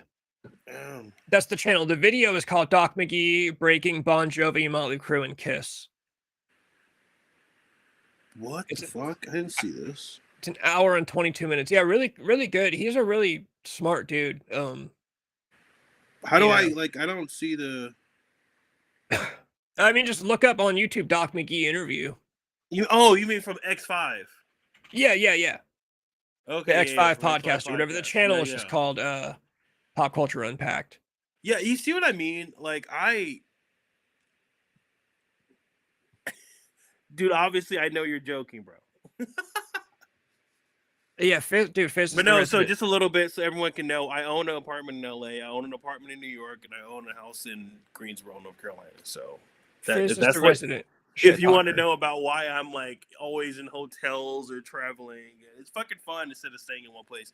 But no, like honestly, I'm like, this makes me like kind of disillusioned. Thank you, man. You know, like it's kind of disillusioned. Like Guns N' Roses is saying they're gonna come out with a new album. Other bands are saying they're coming out with a new album, and like no one gives a shit except for us. Like, I mean, doesn't that like? I kind of feel sad. It's like no one really gives a shit at the end of the day about any of this, and it's kind of like, where do you even fucking go from here? Like, well, to make it even worse, really quick, I will say, when hold on, let me see what year it was. In the year of let me see. 1 year ago. 1 year ago, remember the Beatles released Now and Then. A song from the song that John Lennon wrote in the 70s and didn't release, and they used AI technology to kind of enhance John Lennon's vocals a little bit. It was released as the Beatles, though, like the Beatles, with Paul McCartney singing with, a dead recording of John Lennon. And that video on YouTube right now has 74 million views, which is great. Don't get me wrong. But back in the day, dude, if the Beatles released a new song, like the world would like tsunamis would have been crashing and people would have been in the streets. Like this is the Beatles, the greatest band of all time, released a new song. And it just kind of came and went. It was just, the Beatles fans were excited. It was kind of on some of the rock pages and 74 million views. That's great. But I think Sabrina Carpenter has more views on a video she released 4 days ago. And it's just a video of her farting in her bedroom with a hairbrush. Right. That's what I mean. It's like, it's like sad. It's like people are now like not even that excited about any kind. There's no star today that I think people are kind of like past one night or 2 days. Like the Oasis, their tour when they came to LA, it was like a big thing for one night, but like you don't see any kind of like mania. Like there's not that like fucking like every day you wake up, it's not like a MAGA movement. I feel like the MAGA movement is the new rock star movement. It's just or short like Charlie attention. Kirk and all those other guys is kind of like a thing that goes on, and it's like this big fucking reception. It's like no one gets when Guns N' Roses. Oh, I'm coming out with a new album. No one cares. you go to see a Paul McCartney show, and you don't like people aren't thinking, do you fucking know who's on stage right now? Or when you know what also sad? Brian May from Queen. When he came on show for Coachella, he was singing behind that what is that guy? The guy who made the Moonbeam ice cream, whatever. I don't even know. The Moonbeam ice cream taking off your blue jeans. Hold on. Before I finish my thought, I have to look that up. It's Benson Boone. So the guy that's trying to be, hooting and hollering, bunch of hooting and hollering. Yeah, hooting and hollering, right? And so he brings on Brian May with the guitar, and it's kind of like a woo, yeah. And they had to discontinue that because no one really gave a shit that Brian May was on stage. And I'm like, do you understand who the fuck is on stage right now? It's Brian May from fucking Queen. Paul McCartney from probably the greatest band known to the fucking 20th century. And it's like no one fucking cares. Nobody cares. No one cares at all. And it's kind of makes me sad. It's like that's like kind of like the state of music. I mean, I don't want to go to the pivot of that, but like it's kind of like the state of music. Like what there is no mania anymore, man. It's like what is it gonna take for there to be like, when Guns N' Roses announces an album? I know they're old, so it's different. But even in the 80s, when you had someone from the 60s, when you had the Rolling Stones come out with She's So Cold in the 80s, it fucking was like a storm. And they were fucking middle-aged at the time. And when David Bowie in the 80s came out with, all his music, new music, it was still like creating a storm. When Michael Jackson came out with all his music, and from being a kid in the Jackson 5, it was creating a storm. And it was like all these people from the 60s were getting even bigger in the 70s and 80s. And it's kind of like no one even cares. Like if Britney Spears came out with music tomorrow, I guarantee you no one would give a shit. Like it would get news for like a good 2 days. And then after those 2 days, no one would really care anymore. She would release it, and it's like, oh yeah, nice Britney Spears album, blah, whatever. Yeah, I think a lot of it is I do think a lot of it's short attention span. One of the things that I can't get over is remember when Joe Biden was in office and they found cocaine in the White House? Yeah. And that was in the news cycle for like 3 or 4 days. And I'm like, bro, when I was a kid, if they found cocaine in George W. Bush's White House, he would have been on the news. He would have been on TV immediately. Totally. He would have been on TV immediately in disgrace, apologizing and begging for forgiveness. And we would still be talking about it today. It would be like the scandal. It would be like the George Bush cocaine scandal. This would be a thing. Mm-hmm. And, the news talked about it for like 2 days. Ben Shapiro talked about it for like a day. Matt Walsh talked about it for like a day. And then the next day we moved on to transgender rights in elementary schools in Florida. It's just nothing is like a big deal anymore. And then another part of it is just the way that the internet has just divided everything. Like nothing is, like I said, how many times do you find a new YouTuber that you've never discovered before and they've got like 2 million subscribers? Like, bro, back in the day, if a band sold 2 million albums, I mean, that was a huge deal. Nowadays, there are YouTubers that make millions, and I've never heard of them, just because all media is just so divided. Like, it's just all these little pockets. It's just all little pockets of, there's this little corner. There's this YouTuber with a big fan base over here in this corner. There's this musician with a big fan base over here in this corner. There's this actor with a big fan base. Even Hollywood celebrities aren't big deals nowadays. Like I constantly see all these like young, anybody that's not Jenna Ortega, anybody in that age group that's an actor. I'm like, who the fuck is that? And they're in the newest, biggest like Disney movie coming out. I'd never heard of Rachel Zegler until, and apparently she was a big famous actor when she started Snow White. I didn't know who that was, and it's not me being completely detached. Like I'm on the internet every fucking day, just like anybody else. I'm scrolling through Twitter. I'm scrolling through Instagram, It's just nothing is relevant. It's also, there's a word that I'm looking for that everything's so compartmentalized. Is that the word where everything is just so separate and detached? And There's no one source for anything. You know, like I said, it used to be the radio. You turn on the radio and you got all the news you needed to know. All the music was being played on the radio. All the bands were being played on the radio. All the movie stars were doing interviews on the radio. MTV was, you know, through the 80s and 90s. You turn on MTV, you get everything from Madonna to Guns N' Roses to Nirvana later on to Marilyn Manson. Like that was just everything you needed to keep up with music was on MTV. But now to keep up with music, you've got to just go digging and digging through corners of the internet and scrolling. Insane. Yes, and you know, I wanted to add to that. I think when, like, for example, I saw Jenna Ortega in Brooklyn at a coffee shop one time. And obviously you had some people coming around her saying, like, oh, Jenna, blah, blah, blah. But I didn't give a fuck. I didn't give a shit. There was no aura at all. As much as I love her in movies, you know, there was no aura at all in Jenna Ortega to me. I think a part of what's wrong with fame, and I want you guys to listen to this, a part of what's wrong with fame is it's so accessible now. You remember it used to be in the 80s where if you were famous, you were talented for something. Like you had to earn, you were famous because of your talent versus fame just being the thing. And number two, you weren't as accessible as a star. Like there was never, like in the 80s, could you imagine Michael Jackson filming himself cooking dinner? Michael Jackson fucking filming himself shitting? Michael Jackson like laying in bed with his covers and saying, hey, good morning, guys. You know, I have a tour coming up.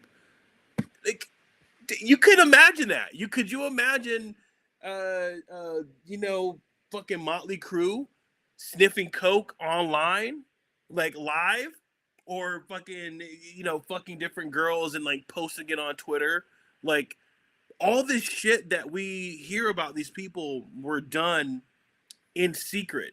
And so I feel like, and I know this may sound like an asshole thing to say, but I feel like when you're a star, when you're a celebrity, you need to limit your accessibility to your life because it loses you're going to lose your appeal, that like godlike appeal of like, these people are up here and I'm down here.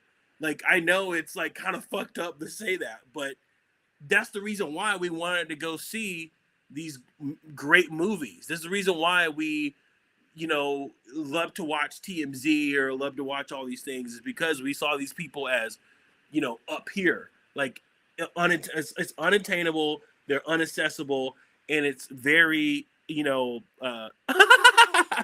yeah, Cook Live like me. I'm not a celebrity yet, bro. But like, it's not as exclusive anymore to be a star. Like tomorrow, you don't want to know, you want us to be famous, right?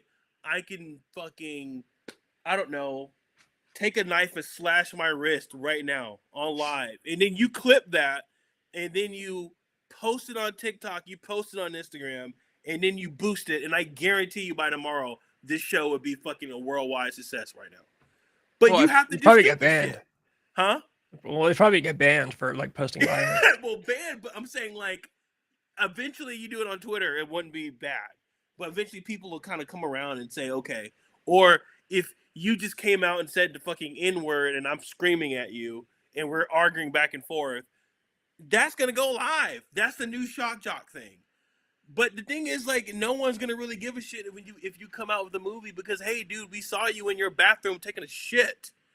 Like, how are we supposed to think that you're this great star if you're acting like all of the normal people? I don't know, man. That's how I feel. Just because we were talking about like levels of fame, I have to pull this up. I'm sure people have seen this, but it's like one of my favorite fucking videos ever.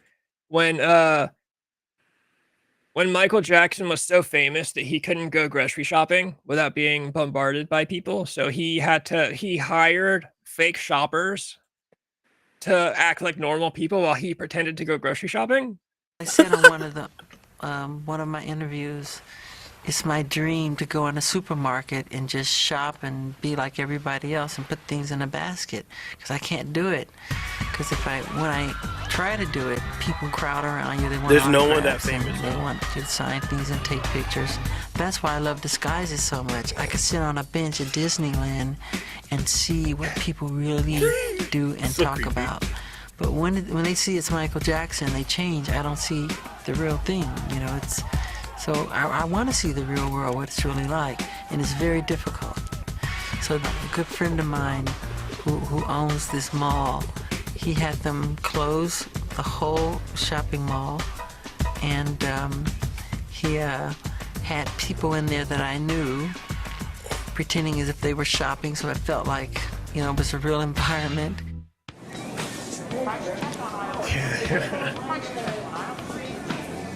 Had my cousins dressed like they were bag boys, and I went shopping. It was great. He's just walking around like talking to people. Dude, imagine the person that guy. Imagine him seeing this video like after the fact. I would imagine nowadays, maybe Taylor Swift couldn't just like go to the grocery store. I'm sure I'm sure like in her hometown, she goes maybe. Well, I'm sure her hometown is like LA now, but maybe in some small town, in Nashville where she came from.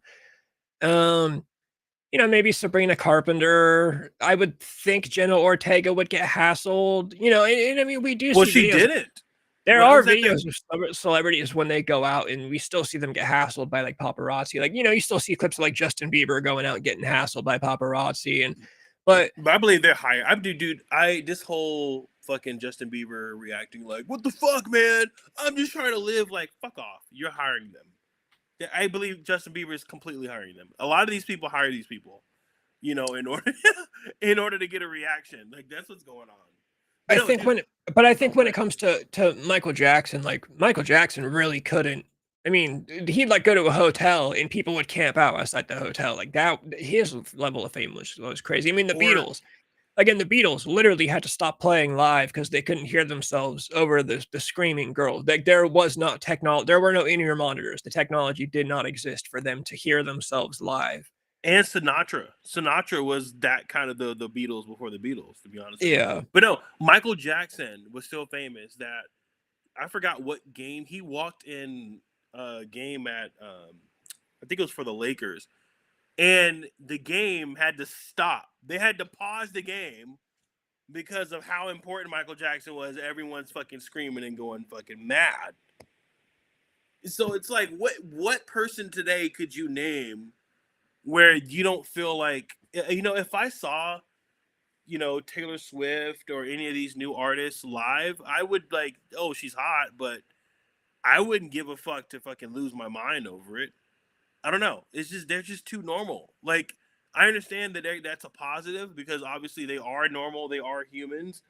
But at the same time, like, it's gonna destroy, I feel like, the brand of movies or Hollywood or, being a star, all that. I believe it harms it 100%.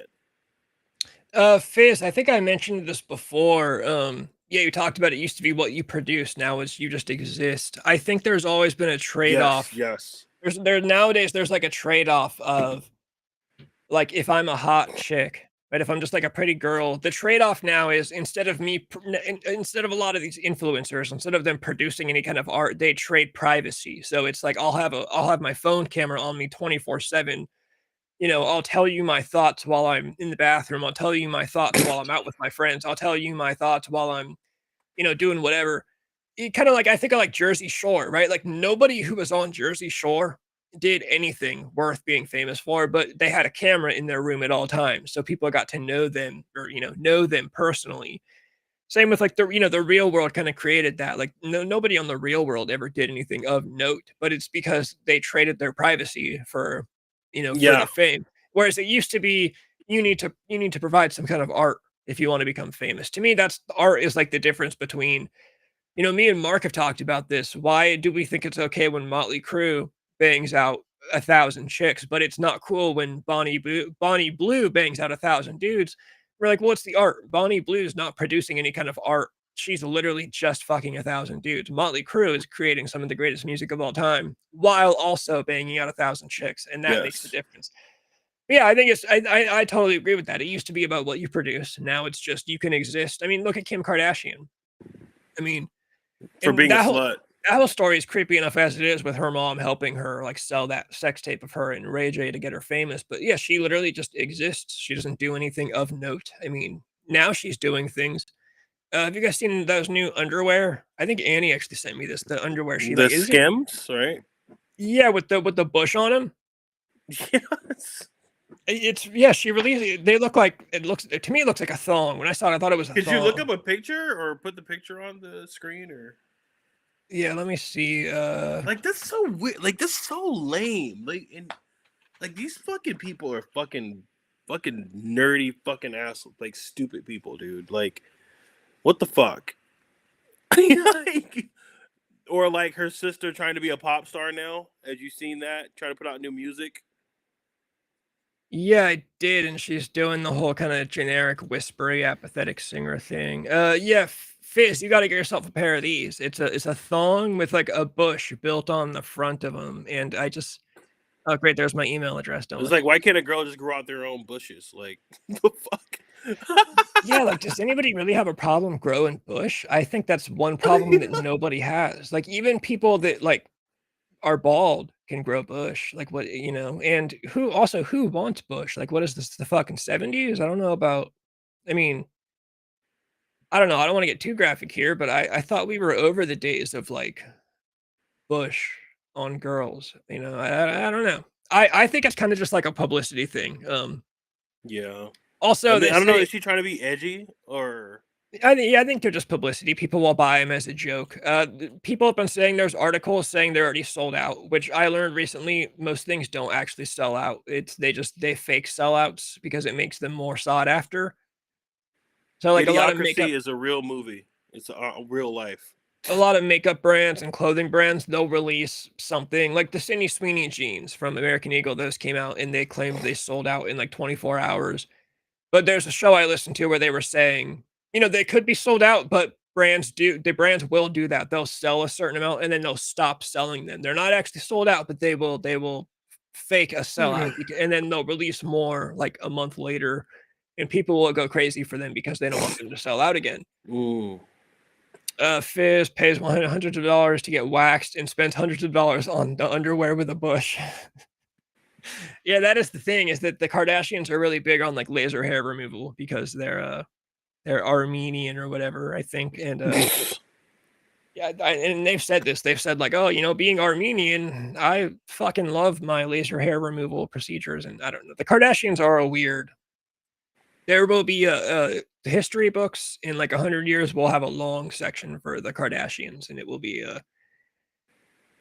the more Beckett. How many times? Oh, the more is here. I've never actually. I'm trying to think about the only time I would have put on girls' underwear would have been like with an ex-girlfriend when I'm like fucking around and I like put her on underwear on, but I don't even think I've ever done that. I had an ex-girlfriend that I used to do it with her. I had like long black socks, and there's a lot of jokes about dudes that wear black socks, and I would do it with her wearing the long black socks. And then when we got done, I would point and laugh and say, ha ha, you just did it with a guy wearing black socks. And she would go, but you were the guy wearing the black socks. I'm like, yeah, but you did it with me. And she used to get pissed. And then I would tell her she's easy because she did it with me when I was wearing, I used to piss her off. It was fun. That's the most, yeah, I've never put on a thong. I know pro wrestlers wear thongs. They wear like thongs underneath their tights. So disgusting. To me, it just seems very uncomfortable. I've had a girlfriend explain it to me. I've had her explain it to me because I used to say, why would you wear underwear that goes up your butt? And she's like, it doesn't go up your ass. It kind of rests gently on. And I didn't really depending get on how big you are. I didn't get what she was saying. It's probably going to be in between your fucking ass. I'm just like, dude, it just seems weird. And she's like, they're actually way more comfortable. She's like, it feels like you're not wearing anything. That's why girls wear them. And I'm like, I would have to get used to the feeling of there being a string up my butt cheeks all day. But maybe girls are just, they're built different. I guess that's fine. Yeah, Fizz is usually carrying the chat. If it's not Protomax, it's Fizz. And Protomax has been busy. What happened to Dirty White Boy? Where's Dirty White Boy? Oh, dude, he's pissed. His Instagram got nuked. You know how AI is like in charge of that stuff now? Yeah. Yeah. So I woke up today. I went to send him like a racist reel I found on Instagram because that's what we send. We send each other a lot of racist jokes and shit. And I said, "Bro, where's your Instagram?" And he said, "Dude, I woke up yesterday to an email from Meta saying that and he got an email from Instagram saying that he violated their community guidelines on child sexual abuse content." What? Yeah. And everything he posts is just car stuff. Like it's just him working on his cars. The only thing I can maybe think is that he has two sons, and sometimes, he'll post clips of them like they go swimming, and his two sons don't have a shirt on. But that's I don't that's the only thing I can imagine. I have no idea. But yeah, he's like you Mhm. know, and it's what's funny is that we're now joking because he's been posting a lot of like anti-Israel, like, that type of stuff. So now Oh, that definitely is gonna get him good. we're like, dude, I wonder, like, did they get you for that, whatever? And they just told him it was like child sexual abuse content. But yeah, so he had to email, he had to file an appeal with Meta, and he's been looking on Reddit, and he said it looks like it's a 50-50 shot. Like some people get their accounts back, some people just don't get their shit back. He's like, yeah, dude, I had this Instagram for years. He had like, 3 or 4 thousand followers, just completely gone. If you find racist jokes funny, does that make you racist? No, I don't think so at all. I also think, like, I don't know, I think fat jokes are funny. And maybe that's a bad example. I was gonna say I think fat jokes are funny, but I'm not fat. I'm trying to think of an example where that would be true. Dude, I mean, I racist. feel like um I think it I don't know, man. It depends on the joke, I feel like. I don't. There to me, there's not a joke you can name that I think would make somebody. I feel like it could be racist. I mean, if you find racist, let me see. If you find racist jokes funny, does that make you racist? I put it this way: every racist will find a racist joke funny, but not every person that finds a racist joke funny is racist. Well, If that makes sense. I also love a good racist joke against white people. Like I love a good joke about a white dude wearing his pajamas in a Walmart at 2 in the morning, or Right, right, a right. fat white chick on a fucking motorized cart. The cart, the automatic electronic. You ride the cart at Walmart and shit like that. And she Like has like fucking DVT legs and shit. for every black joke and every Mexican joke and every Asian joke I send, there's also a white joke about white dudes in trailer parks and shit. Which actually, that brand of racism I think is fucking played out. I don't do the whole I don't believe in, the people are really holding on to the stereotype of like all white guys are like Republican, like Yosemite Sam's, like they're out just shooting their guns in trailer parks voting for Donald Trump. And I'm like, that's really not even true anymore. Like That's stupid. Yeah, I've it's moved on stupid. to like, like I said, the trashy girl smoking weed, wearing her pajamas in a Walmart. Like that's where the white jokes are at nowadays. Or Yeah, like, or like, oh, you talk like, or the whole like, oh man, I need to talk like a white person. It's like white people don't even talk like that anymore. What is this, the 40s? Like, it's fucking weird. there's only one human race that's a possibility to be racist. Yeah, I think so. I don't really buy in. I mean, there is obviously a human race, but I think there are different races of the human race. Yeah, of course it is. I mean, I What is feel like the okay, so race. I feel like race is okay. Race is not a human construct, but it kind of is because it's like where are the races? Here's the thing. I think racist is stupid. I think we need to go by, genealogy. Like, for example, I'm Puerto Rican, right? But people will say, oh, I'm Puerto Rican, obviously, and I have African ancestry. So people will say, oh, you're black. I'm like, no, this isn't black. That TV right there is black. This is brown. If you're white, you're just a different shade of brown. We're all just different shades of brown, maybe pink, yellow. But like the whole thing of like black and white is just fucking weird to me. That's what's weird to me. If you say, "Oh, this is a white guy," I mean, obviously we know that culturally, what we're trying to convey. It's just something to keep communication going and not stagnant. But like, if you're a white guy, it's like weird. It's like you're not white. Like white is this wall. There's no one that looks like this wall that I even fucking know, and there's no one that looks like that TV as black as that TV that I know. So I just think white and black is just a weird construct, but there are different kind of ancestry. There's African, there's European, there's Caucasian, there's whatever. I think that's the difference, in my opinion. Fizz, what's the Monica joke? I'm about to Google the Monica joke. Uh-oh. I will Google at my own expense. I doubt it's going to be as easily explained as the Monica joke. The more you've been coming on at least when you come on Wednesday, I was going to say come on at a bad time because I am about to call it. Oh, you motherfucker! Trying to send links in the chat. I can't click on links. Why can't we go another 5 hours? Because I'm going to fucking bed before the next 5 hours are up.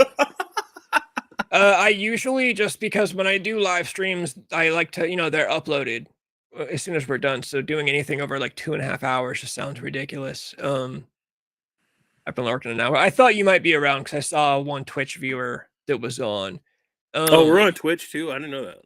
Yeah, just because I can. I don't usually pay attention to the Twitch, but it is an option.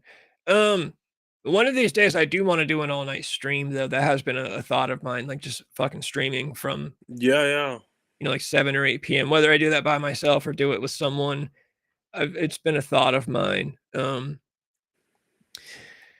Just because more, you get the opportunity for more people to randomly show up. Yeah, I feel like we should do an all-night fucking like we should do an all-night thing. Like I think we should definitely use Twitch in those like spaces where I think we should use what is the one where we can randomly get in videos with random people, like you can accept.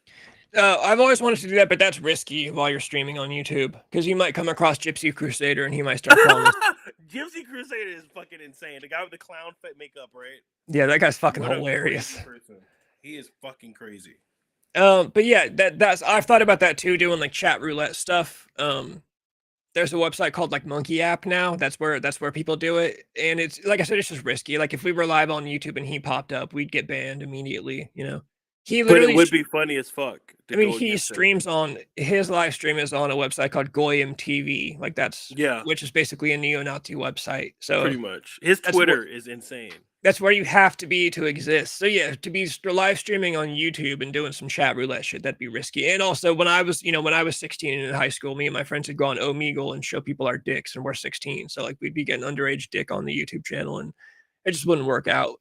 Dude, how can we do this and not get fucking banned? We could do it not live. Like we could just record and go on there, and then every bad thing that pops up, we just edit out and then post it. But that kind of ruins the live part of it. Yeah, the live, because I love the chat. The chat's amazing. Like, but you're more consistent with more than 2 now. Do you mean more than 2 people coming on the stream, or more than 2 hours per stream? Fizz, I did get the message. I'll check it out probably after this though, just because I'd have to pull it up on my phone. Actually, fuck it, I guess. Let me just pull up my phone. Let me just shock my dog real quick now too while I'm over here. He's such a dick. That guy is such a dick. That's been the craziest thing, dude. I'm losing Instagram followers on like my personal Instagram, and every time I lose one, I always just make sure it's like none of the popular girls I went to high school with that unfollowed me. That's all I care about. As long as like the handful of popular girls that follow me still follow me, I'm good. Yeah. And this girl named Scarlett, who I've had a crush on forever, but she's way too pretty for me. But why don't we bring Scarlett on live? She is the voice in the intro. The girl that says, "You're so sweet, I swear," and then sends something in Spanish and then makes a kissing noise in the intro of the music. That is this girl Scarlett. She sent me that voice message, and I didn't tell her that I was using it, but I used it. Oh fuck! Why don't we bring her on? I should ask her. She speaks in Spanish too, and she's really hot. She's like legitimately a 10 out of 10. It's ridiculous. And you got to pull her up. We got to judge that. A 10 out of 10. We got to judge that, dude. Hold on, let me watch the short.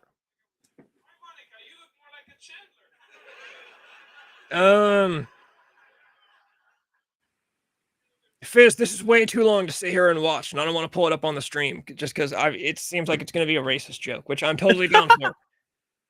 I will send it to Johnny once we're done. The birds aren't real. I mean, what are your thoughts on it? Oh, it's just a funny shirt, dude. The back of it says "I am a lie." It has a picture of a bird drawing, and it says "I am a lie." I think it's funny. Isn't it supposed to be like it's making fun of conspiracy theorists? Are there people that really believe birds aren't real though? I think. I mean, I wouldn't put it past the government to do something like that. I believe, obviously, birds aren't real. Or just like that's a weird way of that's a weird statement. But I believe they could possibly use some kind of technology to make it look like a bird, and Well, the idea is that birds as an animal are even real. What the? Okay, that's fucking retarded. That's just Yeah, like stupid. I've shot birds out of the sky actually. So like all birds are cameras. Basically, the government has created an entire race of animal. Like the theory, I think, basically says that there's no such thing as an animal that can fly the way that birds can, and so birds are, they're all cameras essentially. Hold on, I don't follow Scarlet on the Instagram. Oh, I gotta see Scarlet. You said a 10 out of 10. We have to see this. Keep in mind, I'm a little biased because I have experience. I talked to her. Oh, okay. But she still is. If she's not a 10, she's a fucking 8 or a 9. Oh, her account is private. God damn it! How would I find a way to pull this up? Just show her like, I don't know, profile picture. Maybe that can judge from that. Even though I know that's wild, but yeah, her profile picture is just a mirror selfie. I'll find a way. Facebook. I'm not friends with her on Facebook. I know, but you could probably see like a few photos. Maybe. I don't even think she has a Facebook. I mean, like I've looked and she's not even on Facebook. I don't want to log out of. Actually, you know what? I can switch fucking accounts on my Instagram and pull up my personal Instagram. At least I think I can.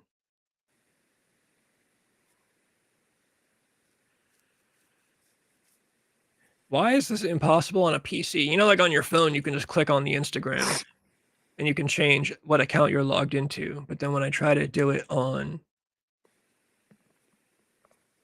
my PC, it All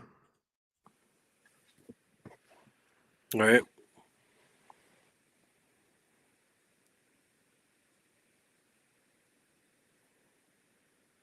Okay, hold on. Read the Morse chat really quick. Let me see, and then I'll get back to this. When I first started hearing this meme was the beginning of the drones. Before that, it was just RC airplanes and helicopters. The ability to make drones look like animals is a military strategy. I could see that actually. And they do say that whatever technology we think we have, the military is like 50 years ahead of us or whatever. Yeah, for sure. That's true. I could definitely see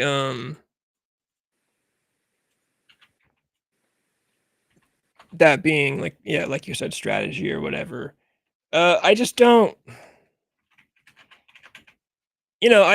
see how it'd be possible. I don't know, for the fucking government to just, like, our whole lives they've just been birds and they've just been cameras this whole time. Yeah, no, because dude, I've shot birds out of the sky, so I mean, I don't see how like the birds like they'll be fake. Like, yeah, I was gonna say, and when you shot the bird, did you go look and find cameras and whatnot? No, that's the thing. I'm like, that's silly. It's just like those are conspiracy theories where I'm like, okay, come on, like that's just so ridiculous.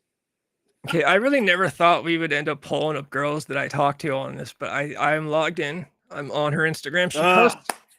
She posts a lot of she's got the weirdest posts. She posts a lot of like videos for shows that she goes to, so I have to scroll through to get some of those. So right now there's just a whole spree that she posted of her and her friend in a car. So we're just gonna get shit like this. She is this girl. To the right? This one. And she speaks in Spanish. She speaks English, but her English is kind of broken, so it's actually really hot. She'll be messaging you, and she.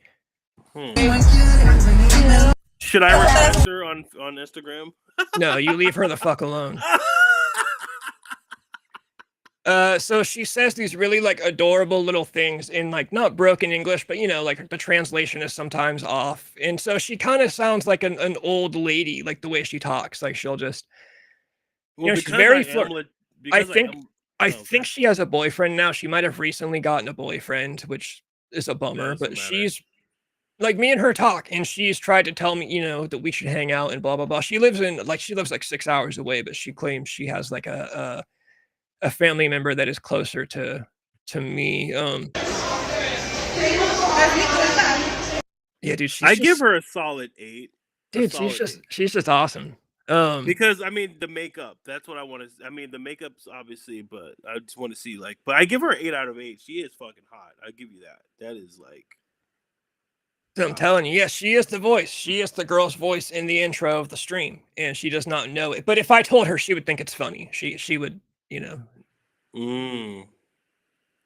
And yeah, I feel like she could be like an influencer. Like she could be Instagram The famous girl if to she the wanted left is to. having a fucking seizure, huh? Yeah, I don't know who that girl is. I don't give She's like. get the fuck out of my girl's camera shot. I want to see the girl of my dreams over here.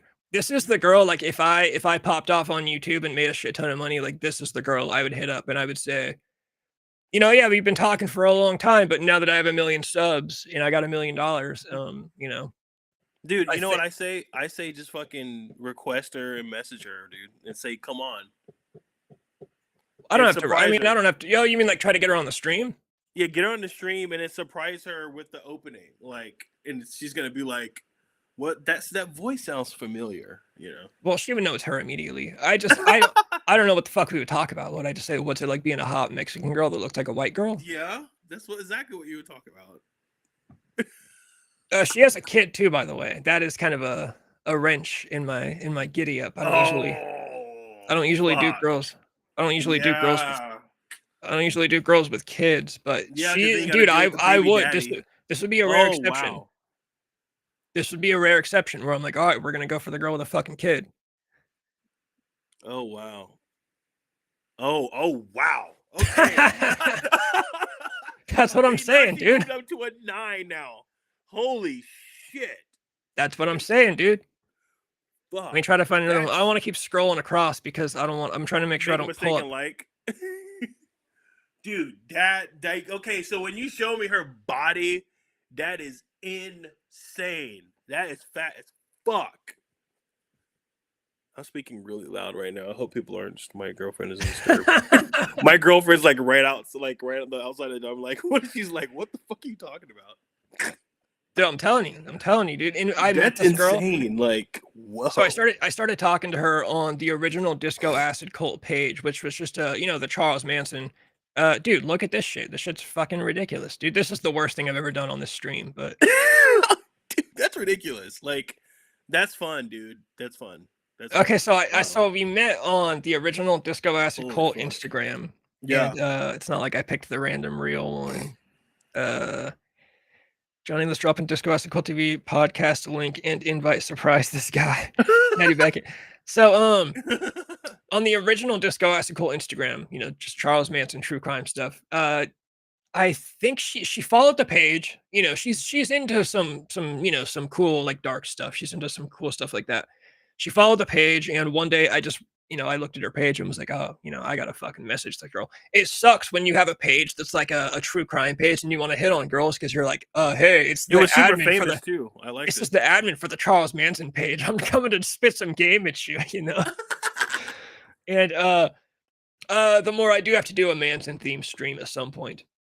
So yeah, I replied to one of her stories. She posted some joke story, and I was just like, oh, whatever. That's funny, haha. And we got into a little bit of a conversation, and like a couple messages in, I said something about me being a dude, and she said, "Oh, I thought you were a girl for some reason." And I think because a lot of true crime, there's a lot of true crime girls out there that do this stuff, and so the way she said it was that now she's weird, like now she's weirded out, and that she's not trying to Ooh. talk to a dude. But I recovered very quickly, and I made some joke about like, "Oh, well, I did used to wear makeup and paint my nails, so maybe I could see, you get that energy or whatever." And she Mm. thought it was funny. And so then we kept talking. And then after like weeks of talking, I just said, look, it's really weird messaging you like personal stuff from a page that says Disco Acid Cult. So can I get you over to my personal Instagram where it's actually from my name? And so then we went on from there. She follows the page. I follow her page. We like each other's stuff. I don't she's really annoying in the way that like I'll message her once in a blue moon, and she'll say like, "Oh, it's so nice to talk to you again. I really miss you." And I'm like, "Then why don't you fucking hit me up Miss again?" you. Oh, dude, come on. You're wasting time. That's She's very flirtatious, but I think she's just also very friendly. Like, I'm sure everything she says to me, I'm sure she said it to other people. It's like and that. so you've met her in real life. No, not in real life. That's what I'm saying. We've internet Oh met. boy, you meet her in real life, I know you're gonna fucking blow your socks off, dude. But it's is that frustrating for you? The more I'd be down to check it out. My mind will never be changed about my take on the Manson thing, but I'm always down to check out anything to do with Manson, like other takes and stuff, especially from you, because I'm sure you've got way more interesting takes than just the generic Manson person on the internet. But yeah, no, that is the girl. If we ever even hit like 10,000 subscribers, I'm gonna hit her up and be like, "Hey, look, I got a fan base that will send me money when I ask for it." Like, that's the goal, really. If I can get on this stream and say like, hit the super chats and send me $10, and I can go buy cigarettes as soon as we're done with the stream. That's when I'm good. I'm gonna be successful in my You mind. should did we should get you should charge $1. Like when you reach over 1,000, charge $1 for your stream. We don't charge And a dollar then for a that's stream. You just take super chats and just say, well, you know what I mean. Yeah, of course, but we'll read I'm your talking about comment YouTube. or Like we'll to do see your something. videos. I'm talking about to see your videos on YouTube when like subscribers only type of thing. And just charge $1. And if you have like 1,000 subscribers, like fuck, that's $1,000 a month right there. I think I don't know, I have to do something. I definitely want to get to a point where like money is being made. There will of course be exceptions, like Fizz. I would never charge Fizz anything. The more comes from Twitch. I would never charge him anything. Of course, yeah. People who have been here since about now, but as soon as we get to like, yeah, around a little over 1,000, people are gonna have to start paying, or not. People are gonna have to, but like I said, I want to get super chats from live streams. That's like, I've been known to find information that changed my own mind about many things I thought I knew. Oh well, yeah. I've been also known to find information of things that have changed my own mind. All right, we're gonna get off of here. I'm gonna get off of here. Who else is here? If anyone's here, I've noticed there's been a couple YouTube viewers. I assume one of them is Cole. I'm just assuming that. If so, it's all good. You don't have to comment. Although Cole, I do expect you to change your handle since we talked about that recently. You do got to change your handle, and you will have to announce yourself once you change the handle. Maybe Fizz is still here, but he's not commenting because he's busy. All good. Where's Annie? Annie, if she's here, she's usually dropping heaters. So I don't know. Maybe she's not here. I know. Tell her we have to do coke together. Annie, do you even do cocaine? I doubt. For some reason, I don't know. Annie told me she's partied before, so maybe she has. I think, I don't know. I don't know what I think. That is the worst segment I've ever done. Just straight up pulling up girls. Now I want to start pulling up girls on stream all the time. Dude, it's fun, dude. Like that's the whole point of why we got the show, to be controversial, not to be safe. Like I said, luckily she will never watch the stream unless I tell her to or ask her to. Like but I think if you clipped this whole like thing with the Instagram and all that, like, and posted on your page, and then like obviously boosted it would fucking, like, people would be like, oh fuck, like that's Well, no, when it comes to looking at girls, it's really hit or miss because you're either gonna get other dudes that are like, yeah, this is funny, or or blah blah blah, or you're gonna get shit talkers that are just gonna call you thirsty. Yeah, and then we just say fuck you. Or people are gonna accuse you of simping, and it's simping. What? I don't simp. First of all, I don't simp. I don't do simping. I don't believe in sending girls money. No, absolutely not. Although I will say, if simping is just like having like internet crushes, I don't know. To me, simping, there's a definition of simping, and it's either A, giving girls money, or it's B, going to like OnlyFans girls' Instagram pages and defending them in comments, which I guess is white knighting, but to me that kind of is similar to simping. To me, simping is like, oh man, I'm gonna do anything for that girl, even if that means denying what I actually believe. I don't believe it's simping. I believe, hey, you're fucking hot and I want to fuck you. Period. I'm not trying to get you to like me. I'm not trying to get you to want to be with me. It's like either you want to be with me or not. I just think you're hot. So I don't think what we're doing is simping at all. I think simping is if we're like, oh man, Beckett, don't talk about the girl that way. She's not hot. What are we doing pulling her up? To me, that's actually simping. We should do a segment where we just go around the internet giving money to girls, like actual simping on live stream. Just like, yeah, let's donate $5 to this girl. Yeah, let's give $10 to this girl right here. Oh, let's give $20 to this girl. This is the best way to describe it. Yes, simping is essentially an unhealthy parasocial relationship with someone.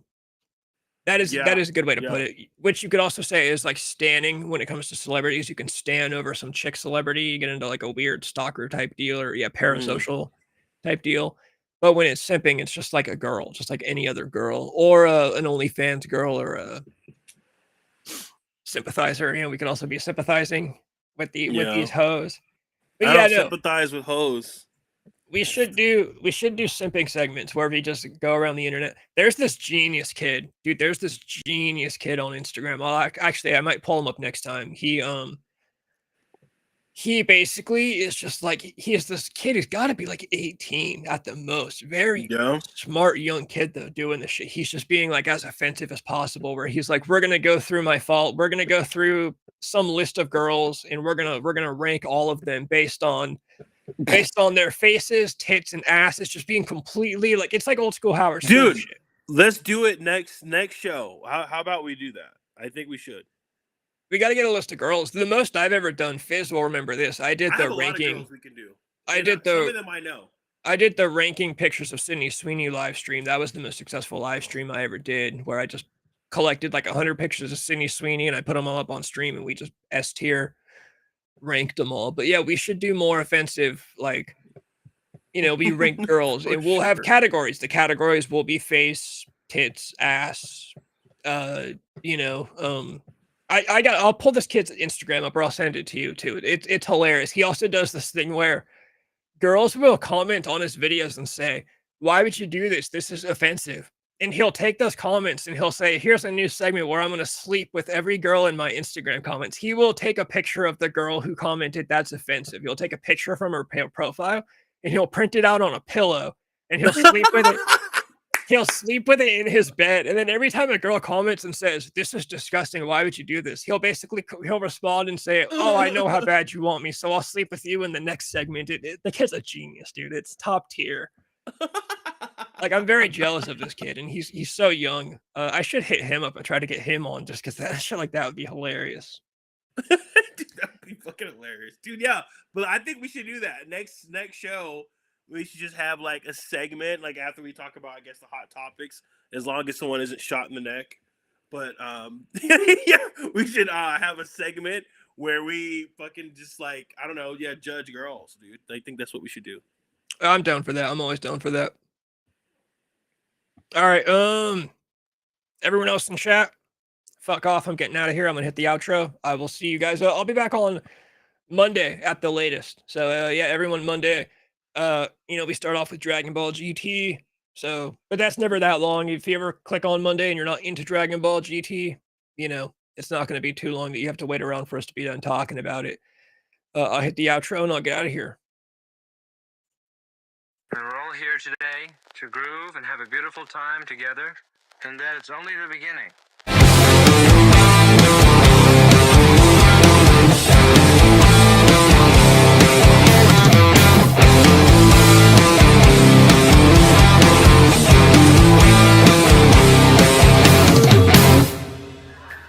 Sometimes I think I'm drunk, and then I realize I am drunk. Sometimes I think I'm drunk, and then I realize I am drunk.